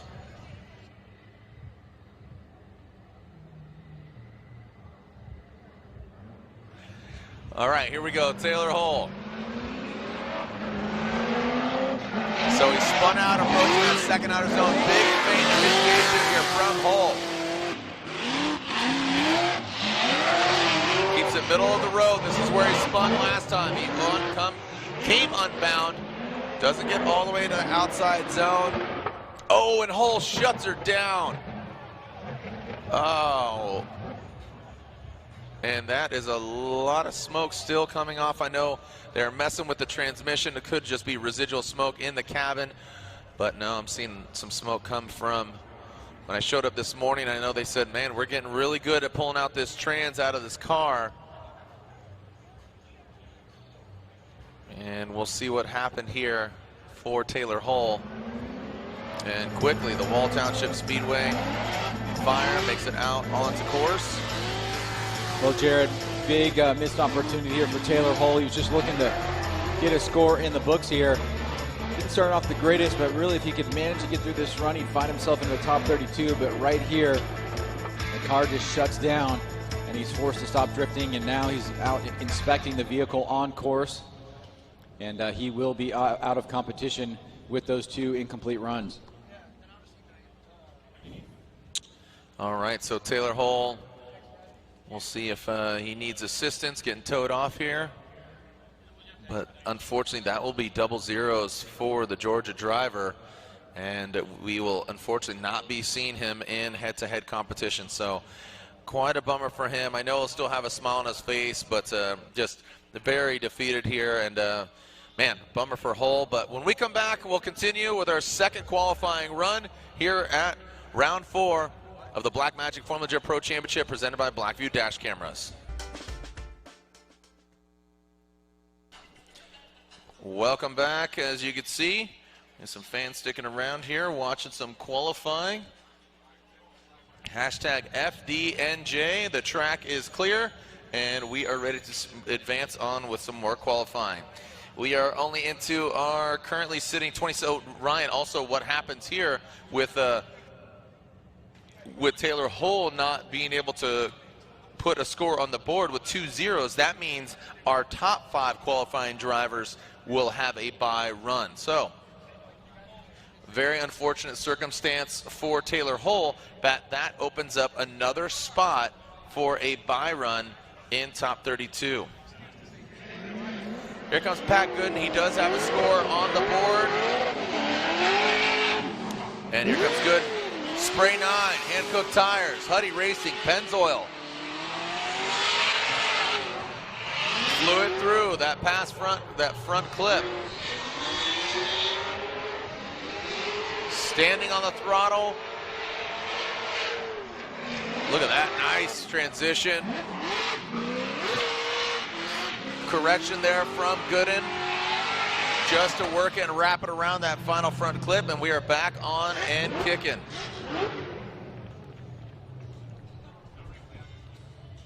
So Pat Gooden, you know, shooting for that 95. You can see he's looking like he's doing a better job this second time around. Like you said, Jared, he had a little bit of a struggle there on that last inside clip, the transition from the touch and go. But overall, decent performance here. He did a great job on that second outer zone and was able to fill that touch and go. Just a slight little hiccup there as he kind of brought a little bit angle out of the car. But overall, a decent run for him. Kind of better his score, number 1. So Pat Gooden awaiting his score. Next up, Dan Burkett. He had a great score on his first run. I'm sure he's going to just push a little bit harder on the second run. as we are waiting for Gooden's score.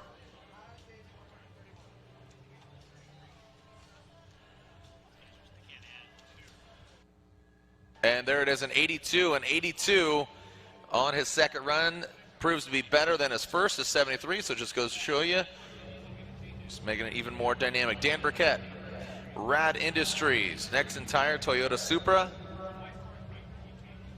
And here comes Burkett.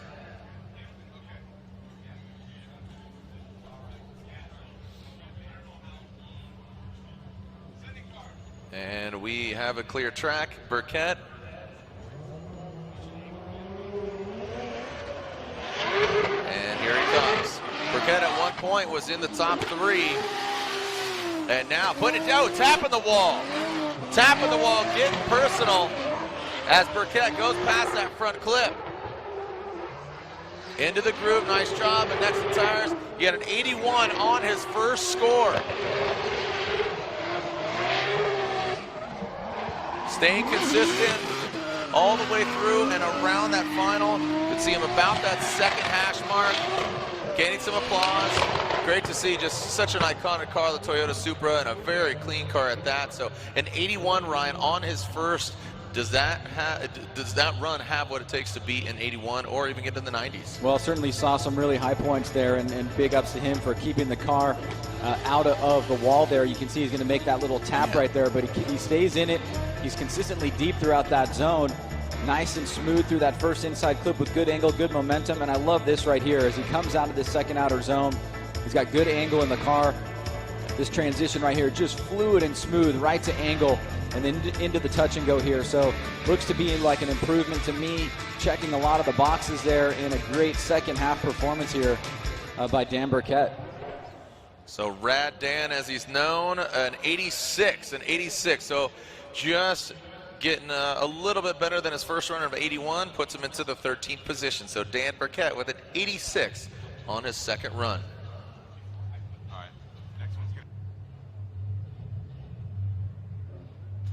All right, so we are hearing that Kyle Mohan is foregoing his second run. He has a score on the board. We'll see him in head-to-head competition. So advancing on through Kyle Mohan, now it's Cameron Moore. Cameron Moore, Nameless Performance, BN Sports, Nexen Tires, Toyota GT86. Cameron Moore, the Butcher. Let's see what we got here from Cameron Moore.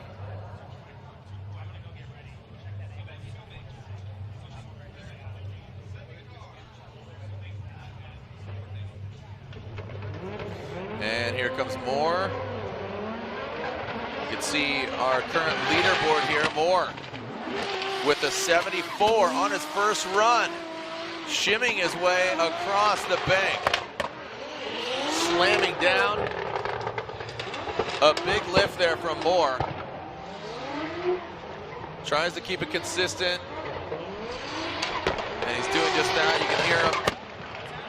Quick little e-brake yank past that second front clip and brings it around the final. So a 74 on his first score.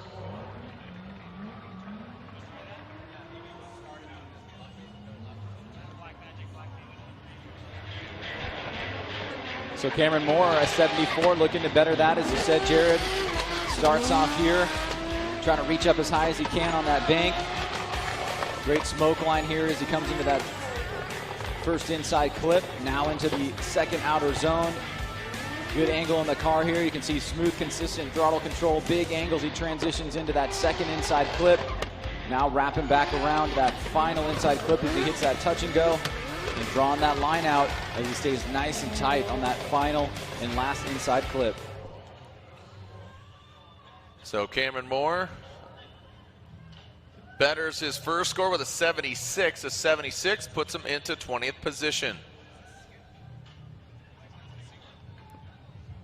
So a 76 on his second score proves to be better than the first, as Jeff Jones in the chute warms up his hand-cooked tires as he hits the start line.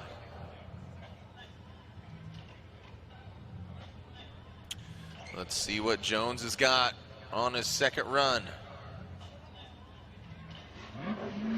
And Jones leaves the start. 74 as well on his first run. Throwing it in, you see a bit of fiberglass shooting off his vehicle. Brings it into the crease. Doesn't get all the way out there, but flying through the course. Really hammering down Jeff Jones. Gets into the touch and go in that final clip. Seems maybe, you know, his loud pipe speaks volumes here as a 74 on his first score, Sage. So Jones right there, something flying off the car on initiation. Nice and high on the first half of the bank. Comes down just a little bit there. He's on that third hash mark on that first inside clip. Now into the transition there to outside zone 2. Back on the throttle. Nice and deep into that zone. And then wrapping into that second inside clip and the touch and go. A little bit of modulation there of the front wheels, but overall a good performance for Jeff Jones on run number 2. 74 on his first score and an 82 on his second. A 17 puts him into 17th, so an 82 for Jones on his second run. Juha Rintanen, he looks really strong, very fluid. If you can recall his first run, looks like the car has really figured its way out. And if I can recall, I think he debuted this car here last year. He had an accident here a while ago. I think it was in his gold S14 actually. But Juha Rintanen, you can see, has an 88 just outside. I think he's going to go for it. He wants to get one of those top 5 spots right now. Firing it up is Juha.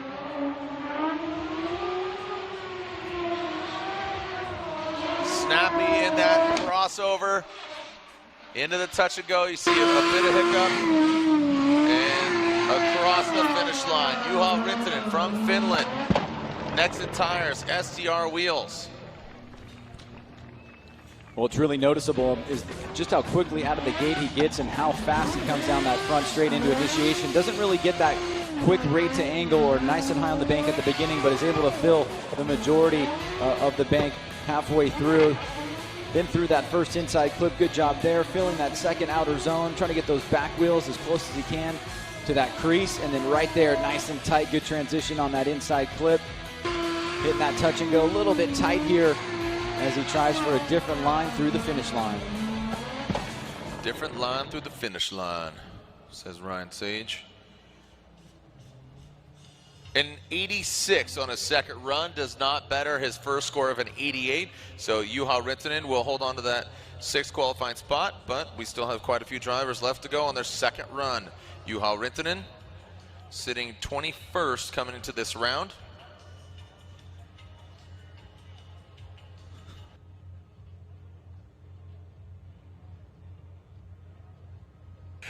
So this is another driver. We talked about Taylor Hull, Ken Gucci, Dean Kearney. They had zeros on their first run. We saw the unfortunate thing that happened to Taylor Hull. Right now, it is do or die for the OG, the original Gucci, Ken Gucci, Gretti Racing, Boost Brigade, Nexen Tires, Toyota Racing, GT86. You see him lock him up, throw it into the bank. A lot of pressure right now on Ken Gucci. The Engine Gremlins showing up once again, talking to his spotter, Ben Schwartz. Oh, you see some hesitation there. That will be a deduction, but not a full-on incomplete run. And now across the finish line. So, fortunately for him, it looks like he will get a score. Ryan, I saw you shake your head there on that second zone, and you and I and all the fans, we all saw it. Yeah, it was a bit of a stomach drop there, not knowing whether or not he was going to make it through that, but it was just a quick hiccup there. You don't know what it's going to lead to, but Ken starts off pretty well here, nice and high on the bank. He comes down pretty fluid from that transition. You can see right there, he just clips that inside clip, knocking that bumper loose, and then right there you can see that little hiccup there, and he's able to stay in it. He'll get a score on this run. He'll be into the top 32. Now, Jared, it's just a matter of where is he going to fit into the positioning.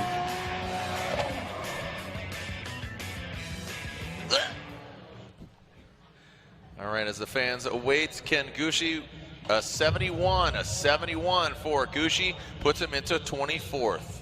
So it does get him a score. He can breathe a heavy sigh there. That was a close one for Gucci.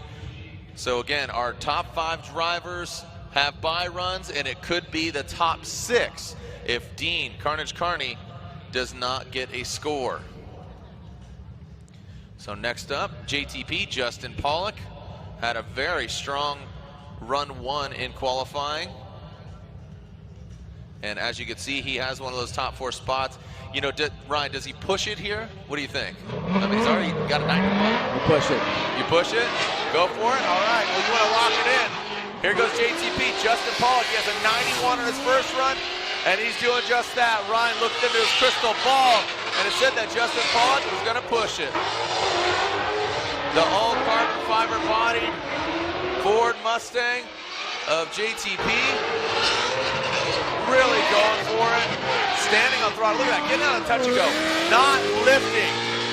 Justin Pollock. Wow. Great thing about that run, hammered down the whole time. Well, JTP certainly pushing the limits here. Initiates quickly into the bank. Nice and high. Big smoke line there. You can hear the throttle just unbelievable as he hits that first inside clip. Now watch this angle right here as he enters outer zone number 2. And he's able to stay in that zone, maintain that line, has great consistency through there, nice and tight on that inside clip. Great movement back around, another snappy transition as he gets through that touch and go and then through the finish line. And we are just swimming in smoke now as JTP throttles all the way through. He's trying to better that 91. He was leading the pack for a while. And there you go. A 95. So Ryan, you looked into your crystal ball and I said, you know, is he going to push it? And you said yes, and he did just that. So JTP with a 95 puts him into second. What do you got? Well, I think it puts him into second until we find out what Blues' score is going to be, right? I believe. Well, yeah, true. It puts him into second, awaiting Kristaps because he has a 95 as well. So we'll see. We'll see how it transpires. So right now, so yeah, you can see they both have a 95. So unofficially a second. And here comes Chelsea Denofa. Chelsea looked crazy out there on his first run. And Denofa with an 82 on his first run. An 82. Here comes Denofa. Look at that front right wheel completely lifted, coming to a halt. Whoa, shreds that back bumper. That bumper skid, as you can see, he hits the cone. That's a telltale sign. Look at that, stopping that right front wheel. Transitions into that touch and go. Just the attitude of these Ford Mustangs back to back. And it's interesting seeing the JTP setup and then the RTR Mustang setup of Chelsea and Vaughn. Very different attitudes. Well, 2 phenomenal runs back to back here as we take a look at Denofa. He got really high in the bank. He had to make a little slight adjustment. It was barely noticeable, so it'll just be a slight deduction, but he threw that first inside clip. Great job there. Big smoke. You can see holding that angle, that right front wheel, not even spinning as he lifts the front part of the vehicle. Snappy transition, just taps that inside clip there. Great job by Denofa on his run number 2 and certainly shooting for that number 1 spot. And again, at minimum, and a 96. Boom! Chelsea Denofa, a 96. From Denofa, say howdy, get rowdy. He is our current and unofficial qualifying leader right now with the high score of 96. So a great run from him. Congratulations to Denofa, Nitto Tires, BC Racing, Ford Performance, Mustang, RTR. Again, listening to his driftcast yesterday, just getting caught up. He said he's going to see a podium sooner or later. And, man, the way he's driving right now, it's looking like it could be here in New Jersey. We'll see. Next up, Little Tex, Nate Hamilton. He had a great run 1. I believe it was about an 8. I think it was an 87 is what he had. And Nate Hamilton and Juku Racing, BC Racing Coilovers, Hankook Tires. And yeah, Hamilton with an 87, currently in 10th. And our track crew getting a couple different pieces off of the track when Denofa got that back end into the wall.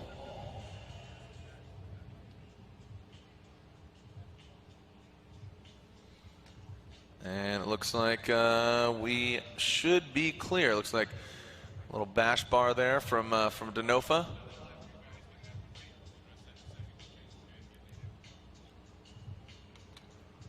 Okay, so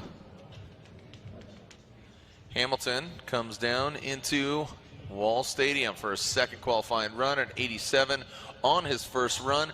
Remember, hashtag FDNJ, Nate Hamilton, 144. I know Nate Hamilton wants to put it down for his great friend. He just lost this last week for Ducky, so now he wants to put it down for JL, and now Ducky. Transition into that front clip. Into the crease he goes, nice job. As past the second front clip, big angle there. Touch and go, and then bring it on home. Hamilton looking really, really poised by comparison to some other rounds of competition. Seems that Little Tex is really putting it together about that second hash mark, but man, these guys are really turning it up. Yeah, just a little hiccup on initiation there. You can see he doesn't really snap into it. He kind of rolls into it, and that's going to cost him a little bit there, but the remainder of the run is pretty decent here. You can see he's nice and tight on that inside clip, kind of maintains pretty good momentum through there with decent angle. He's got a good throttle here as he comes through that second outer zone. A little bit long right there on that second inside clip, but good smooth transition here, staying on the throttle and drawing a nice line through the finish as he just takes that wider line and goes a little bit long on that last inside clip. All right, so as again, shout outs to Ducky and his family, and sorry for their loss as they lost a friend earlier this week, as Nate Hamilton gets an 81 on his second run.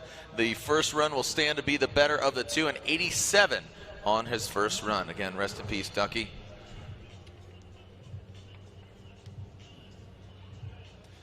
And coming in to the gauntlet, Jonathan Castro, Jardu Metal Dum, Nexon Tires, Papadakis Racing, Toyota Racing GT86. Castro 16th in points coming to this round. And we are clear to send. So getting our top 16 drivers as it stands. And here comes Castro. Jonathan Castro. Very fast, quick approach. Into the wall. Nice job by Castro. Tapping the wall there at the end. Ended up biting him, straightening out Castro, and now into that second outer zone. Now turns it up. So there'll be a point deduction for his correction coming off of the bank. I don't foresee that being an incomplete run for Castro. That's just a byproduct of pushing hard.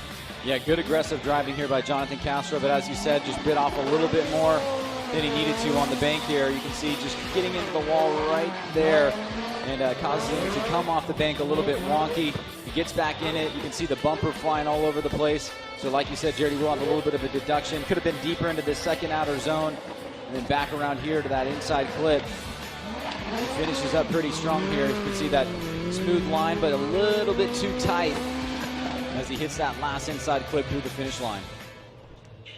Oh, wow. So I was talking about, I don't foresee that being a incomplete run, but yes, so we are getting word. So I spoke too soon, and that will be an incomplete run. That is, so unfortunately, a 0 for Jonathan Castro on his second run.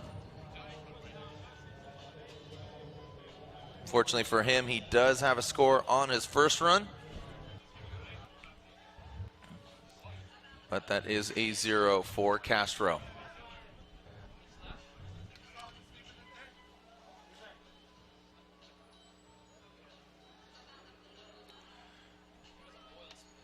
Coming down, I could see him warming up his tires, the beast from the Bay. This is Matt Field, 777. Vaptasia, Falcon Tires, Black Tracks, Arc Performance, Nissan 240SX. Still warming him up. I can hear and see him over in the burnout box.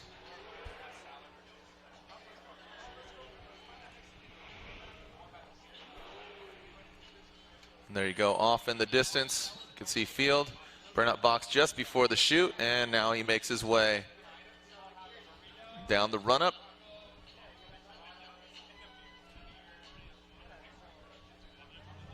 And now into the start line. Sage, we were talking about in the driver's meet, there will not be a start chicane because of the angle of the bank that you see. The cars just drop down, and the run-up is you know, just enough distance and tight enough where there's no start chicane that's going to be enacted this round of competition. So Matt Field, here we go. Throws it in. Whoa, getting up in the wall. And Field. And the wall claims its first victim here. He does have a score on his first run, but unfortunately for Matt Field, an 87 on his first run will have to be enough, and it will, to get him into tomorrow. But now the work begins. Him and his team having to get his car back up to snuff. So that will be a 0 for Field, but an 87. Currently in 10th qualifying position. We got a lot of shrapnel, a lot of teal, blue, and neon up there on that bank. Let's take a look at this again here, Ryan. Well, Jared, this is a classic example of what happens on the bank if you get sucked up there. You hit that rear, and the front really has nowhere to go. We saw a little bit with Dean Carney. He was able to pull out of it, but Matt was carrying a ton of momentum there. And that is just a classic wall tap, literally and figuratively. So unfortunately for Matt, he will have that incomplete on run number 2, but he does have that nice score to rely on, and he'll be okay for tomorrow's competition. All right, so as far as okay, because he will be in it, but how the car does and how it performs is to be TBD, to be decided. So when we come back, we'll clean up Matt Field's body parts, talking about fiberglass body parts, and when we come back, we'll continue with the second run of the remaining drivers here at the Advanced Auto Parts Gauntlet. This is round 4 of the Black Magic Formula Drift Pro Championship, presented by Blackview Dash Cameras. Welcome back as Matt Field scatters about his vehicle on the wall. He does get a score nonetheless. Also, just paging Luis Castro Aguilar. I have your credit card. So Luis Castro Aguilar, show me your driver's license, and I have your debit card. So head on up here to the tower. So as we clear off Field, we got a clear course. And Matt Kaufman, he is up next. So let's see what Kaufman can do here on his second run. 959 on Nexen Tires. Let's see what we got here for Matt Kaufman.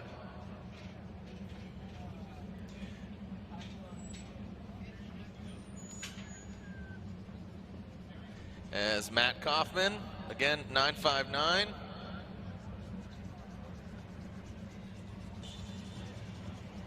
And looks like we are clear to send. Are we good? And here we go. This Ford V8 powered S13 of Matt Kaufman from Medford, Oregon. Yeah, Kaufman getting into the wall. Nice job by Matty O. Got that black chrome nose dialed in on that front clip. Minimal corrections from those front wheels, transitioning back. Can hear just a quick blip out of that touch-and-go area on the first hash mark. And Matt Kaufman puts it down. Make some noise for Matt Kaufman, 959. Well, Jared, as you know, he's already got a pretty solid score at an 88, looking to better that here on run number 2. He starts off with a very fluid transition, or initiation rather, into that first big bank. Nice and high there. Good movement coming down. Really tight on that first inside clip. Nice smooth movement there into that second outer zone. You can see just a little bit of adjustment there with the wheels, but big angle coming out of that second outer zone into that first inside clip, right on that number 1 hash mark. Just great fluidity overall here for Matt Kaufman on run number 2. And pretty close to perfect on that last inside clip as he's just right on that second hash mark. So looking to improve on an 88 is Matt Kaufman, and he does. And a 93 for Matt Kaufman puts him into 5th qualifying position. So Matt Kaufman, one of the highest scores we've seen from this young man, and he is putting it down as Matt Kaufman. Well played. Well played. How does it feel having a 93? I'm going to smoke this place out, and you will feel the wrath of Matt Kaufman. As Dai Yoshihara, if I can recall, trying to remember his first run score here. As you can see, the Hankook qualifying leaderboard. Turn 14 distribution, BRZ. Yoshihara leaves the start line. What do we got? Yoshihara with an 85 on his first run. A lot of these guys really stepping up on their second run. Like a heat-seeking missile. Nice job by Dai Yoshihara. Past the second front clip into the top. Oh, you see a little bit of attitude. Go vertical of the vehicle. So that'll be a deduction, but just blazing a trail through the course. So some pretty high scores overall here today. Seems like that is the standard, mid-80s and above. Barely getting you into 15th place, so Dai really going to have to step it up here as he comes into initiation, nice and high on the bank there, holding great angles. He comes down into that first inside clip. Nice fluid movement there into that second outer zone, trying to stay as deep as he possibly can. Leaving the zone at the right time and hitting that second inside clip very well, but then right there, Jared, just a slight lift, a little bit of adjustment in the attitude of the vehicle. And then finally hitting that last inside clip nice and tight. So Daijiro Yoshihara looking to better an 85 here on run number 2. And he does not. An 81 on his second run keeps him in 15th position with an 85. So the turn 14 distribution Falcon Tires BRZ driver Dai Yoshihara has an 85 out of the best 2. So next up was to be Odi Bakshis. He is currently sitting 12th coming into this round in points, and he is foregoing his second run. Feeling confident enough, he's got a score on the board. He'll be in head-to-head, save the car, and he will see battle tomorrow on game day. Hashtag FDNJ, let everybody know you're here, and you're gonna be here tomorrow. It's Peter Vincic, the Word House, Falcon Tire, Drift Team Sylvia. Warming up his Falcon tires, off in the distance, in the burnout box.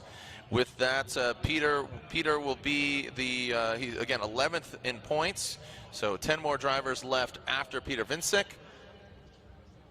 And right now the top 5 spots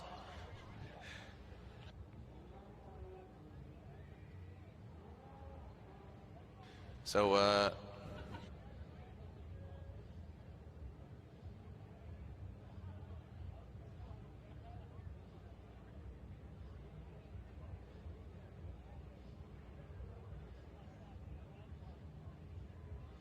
okay, so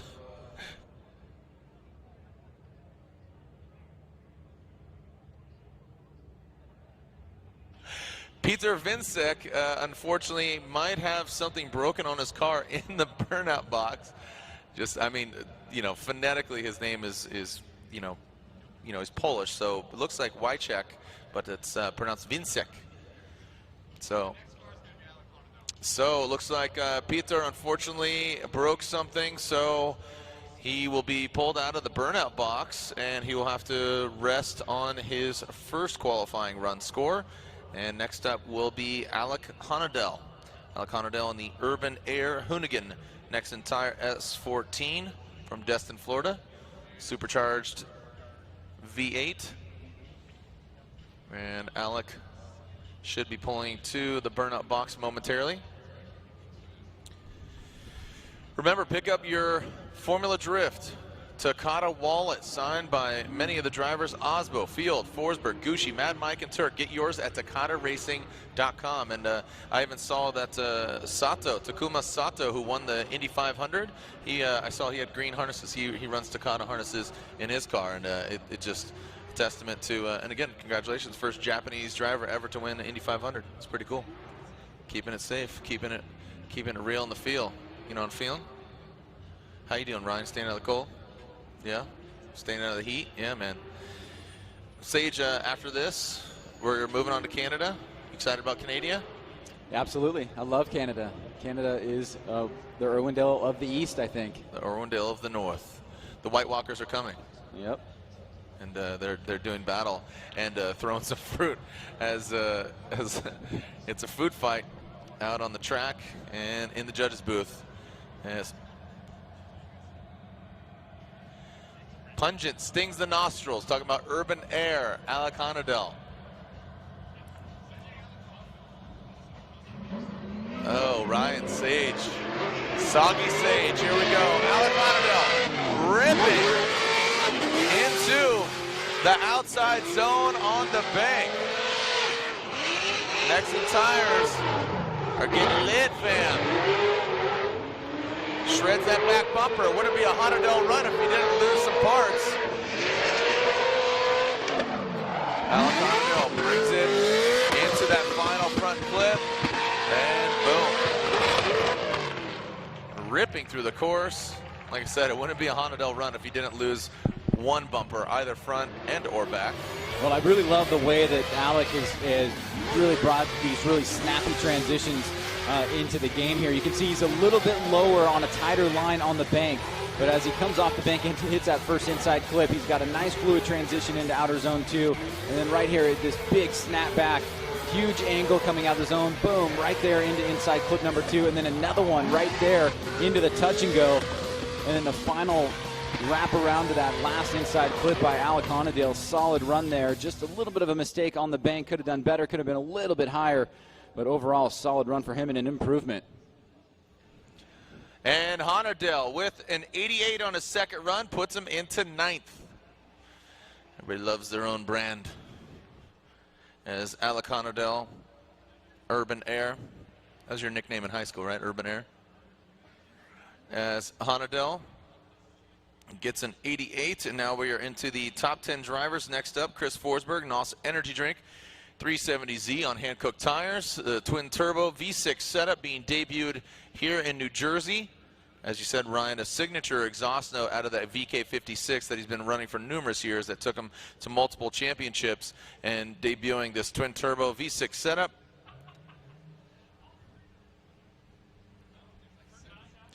See, Forsberg can throw down a stronger run here on his second run. Forsberg with a 69, it's currently in 25th position. So 69 for Forsberg. Let's see if he can better that. Go for one of the top coveted 5 spots. That could get expanded to 6. Running through the gears, initiating, popping, getting high on the wall. Oh, buddy. And shutting her down. Thing sounded like a fighter jet coming off that wall, but unfortunately for Forsberg, let's look at this again here, Ryan, has just gotten to the wall, and I just think lost that and just fell down. So 69 for Forsberg on his first run. So we will see him tomorrow in head-to-head, and that's, you can't win in qualifying, you got to win in the head-to-heads. Well, there's the initiation. You can see he's already a little bit lower on the bank, but then he moves himself up, and he's going to have big angle in the car, and then right there he can't hold the angle, has to shut it down, and he'll have to stick with that 69 for run number 1.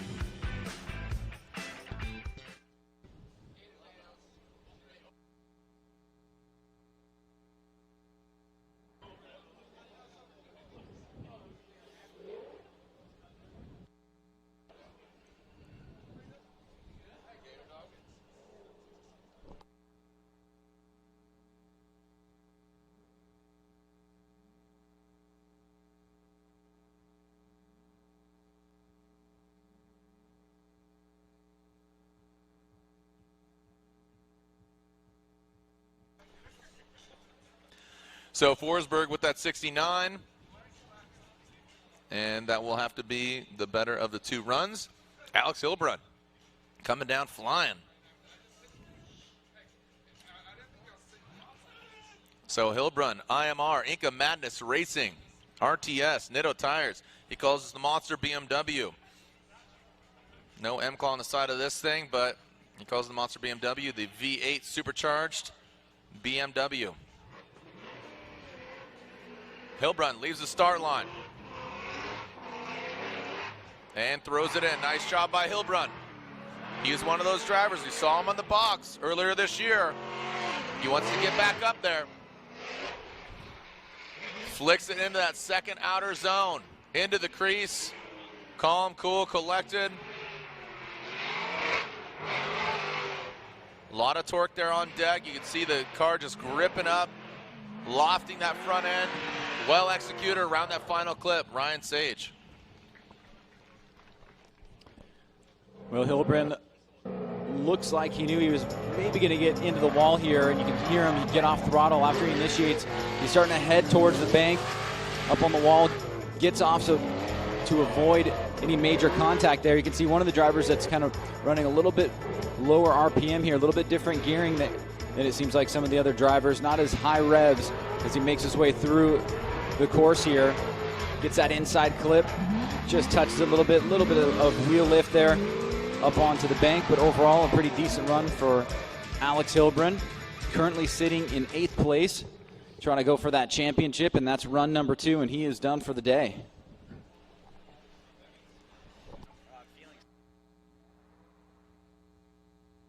An 84 does not better his 87 on his first run, so currently in 10th qualifying position.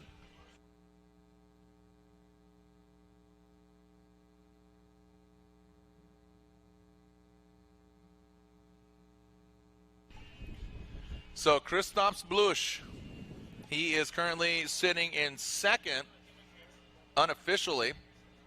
Denofa with that 96, Blusch 95, Pollock 95, Turk 94, Kaufman 93. Those top 5 drivers will have bye runs. It might be expanded to 6 if Dean Kearney cannot put down a qualifying run. Christoph Blusch, HGK, Achilles Radial, Wisefab, Motul, tapping the wall, staying in it, pin it to win it. Here comes Blusch. And shutting her down. Unfortunately, just too much for Blusch. Shuts it down.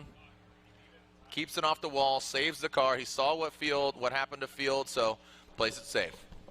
Yeah, I think if we take a closer look here, once we watch the replay, he had that 95, so he's in great position here. Looks like the left rear is going to pop after he makes contact with the wall. Let's take a look at it and see if we can get a better look. It's going to be probably on the second tap, right about there. Let's see, right there's the first one. Here's the second one, right there.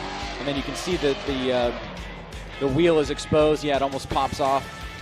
The wheel was exposed and the tire was about to pop off there. So he knew he basically was going to potentially lose that wheel if he were to continue on. So he will be out of competition for the day, but he's got that 95 on run number 1. That currently puts him in 3rd place. So great day for him.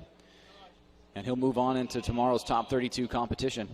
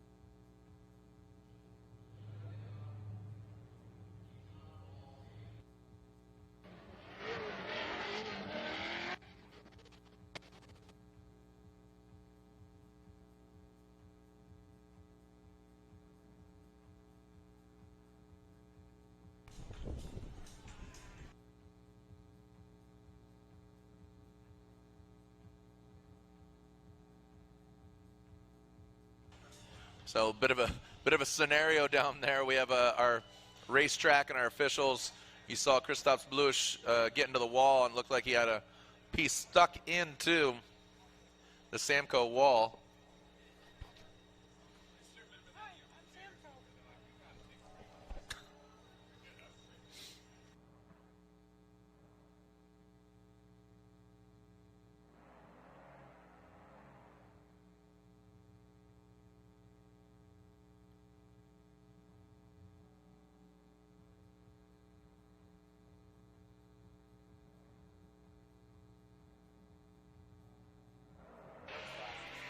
All right, so the track is clear. Vaughn Gittin Jr.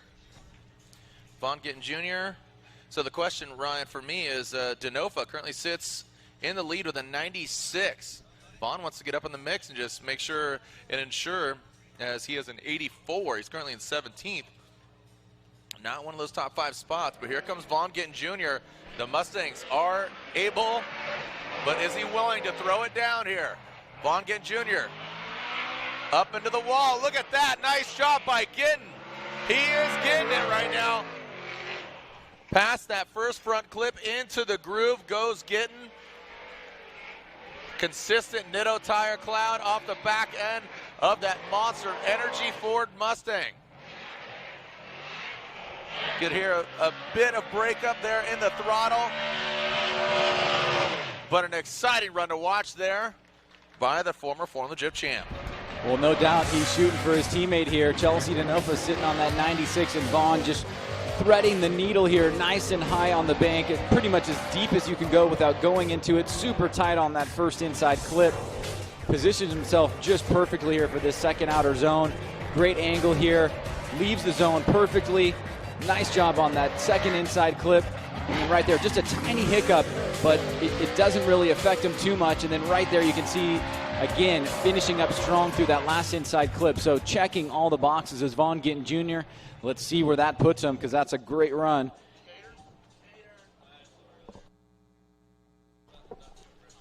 And a 90 for Vaughn Gittin Jr.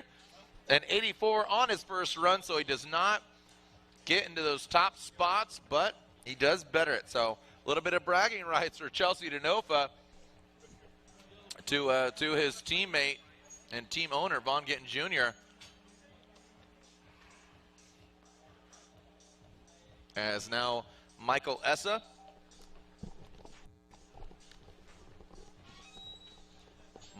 is next on deck, and now he enters the batter's box. And Michael Essa currently 5th in points. So that means, including Essa, 5 more drivers left to qualify on their second qualifying run.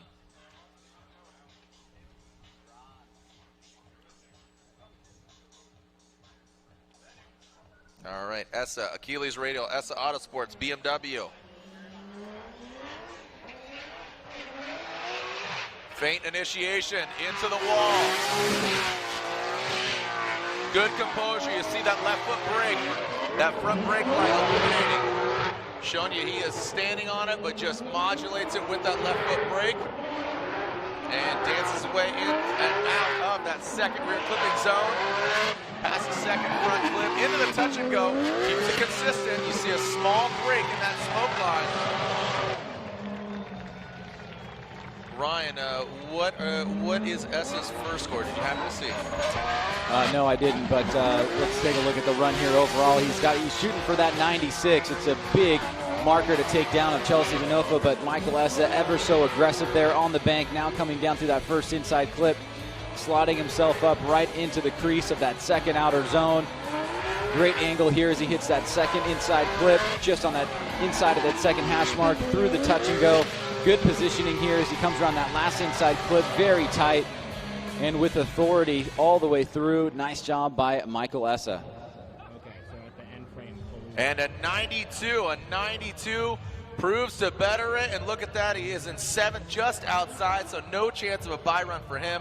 As I said, Dean Kearney, who currently sits in 2nd, he is the final driver that has a 0 on his first run. So right now the top 5 drivers have a bye into the top 16. If Dean fails to put a score on the board, that would mean the top 6 drivers would have a bye run into the top 16. So right now, Michael Essa sitting in 7th, as Ryan Turk has one of those top 5 spots. Can he throw it down even bigger, better, badder, and nastier? He wants to solidify his position in that Advanced Auto Parts, Nameless Performance, Black Magic Intense, hand-cooked tires, Toyota Racing, Toyota GT86. I can see Turk currently in 4th with a 94. He's also sitting 4th in points for the championship. And he's number 411. firing off that anti-lag.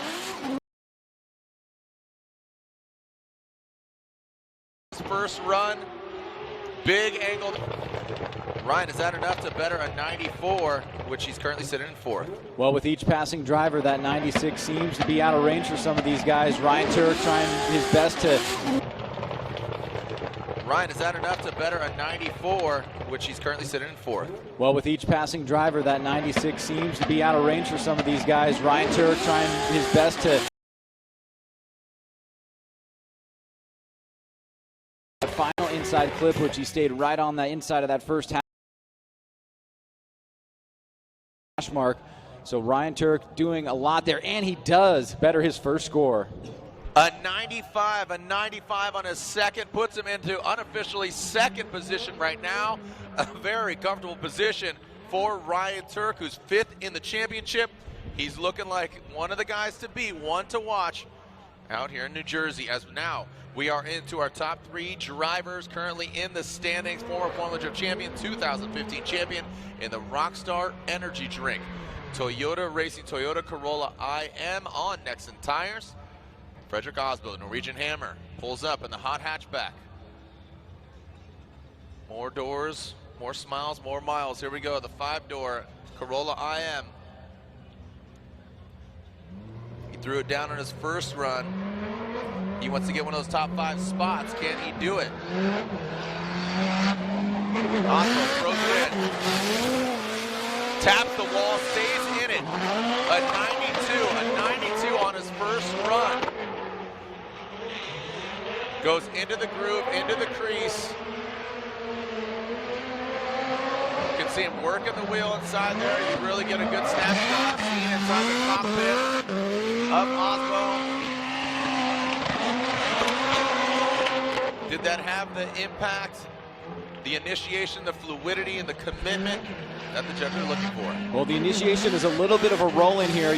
The judges have definitely been scoring that snappy, quick rate to angle initiation very high, and they're really looking for that on the style side. But other than that, Osbo is deep into the bank, tight on that first inside clip, locked into the second outer zone. Nice, fluid, and just snappy transition to that inside clip number 2. And a great overall performance. He's just outside the top 5 right now. He's got that 92.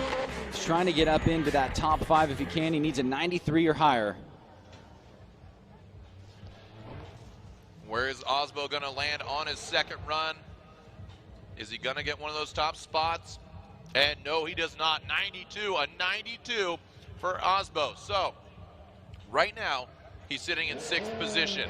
But Dean Kearney, not only does he hold his fate if he's going to see head-to-head battles tomorrow, his position in the championship, second currently, but also, if he does not get a score on the board, Frederick Osbo will be getting unofficially a bye run out of 32 and just quickly advancing him on in the top 16, which would shake things up. So, big repercussions off of Dean Carnage Kearney's run here for this Oracle Lighting Achilles Radial Dodge Viper. No pressure, buddy. So Dean Kearney, second to last driver on their second run, one more driver left, and it's his fellow Irishman of James Dean, as they are going to be dancing their way awkwardly, potentially into the top 32 tomorrow. And here we go. Quickly, the Achilles hook up and launch him into the wall that broke him off earlier, but now it stands on it, past the point of no return. Good angle.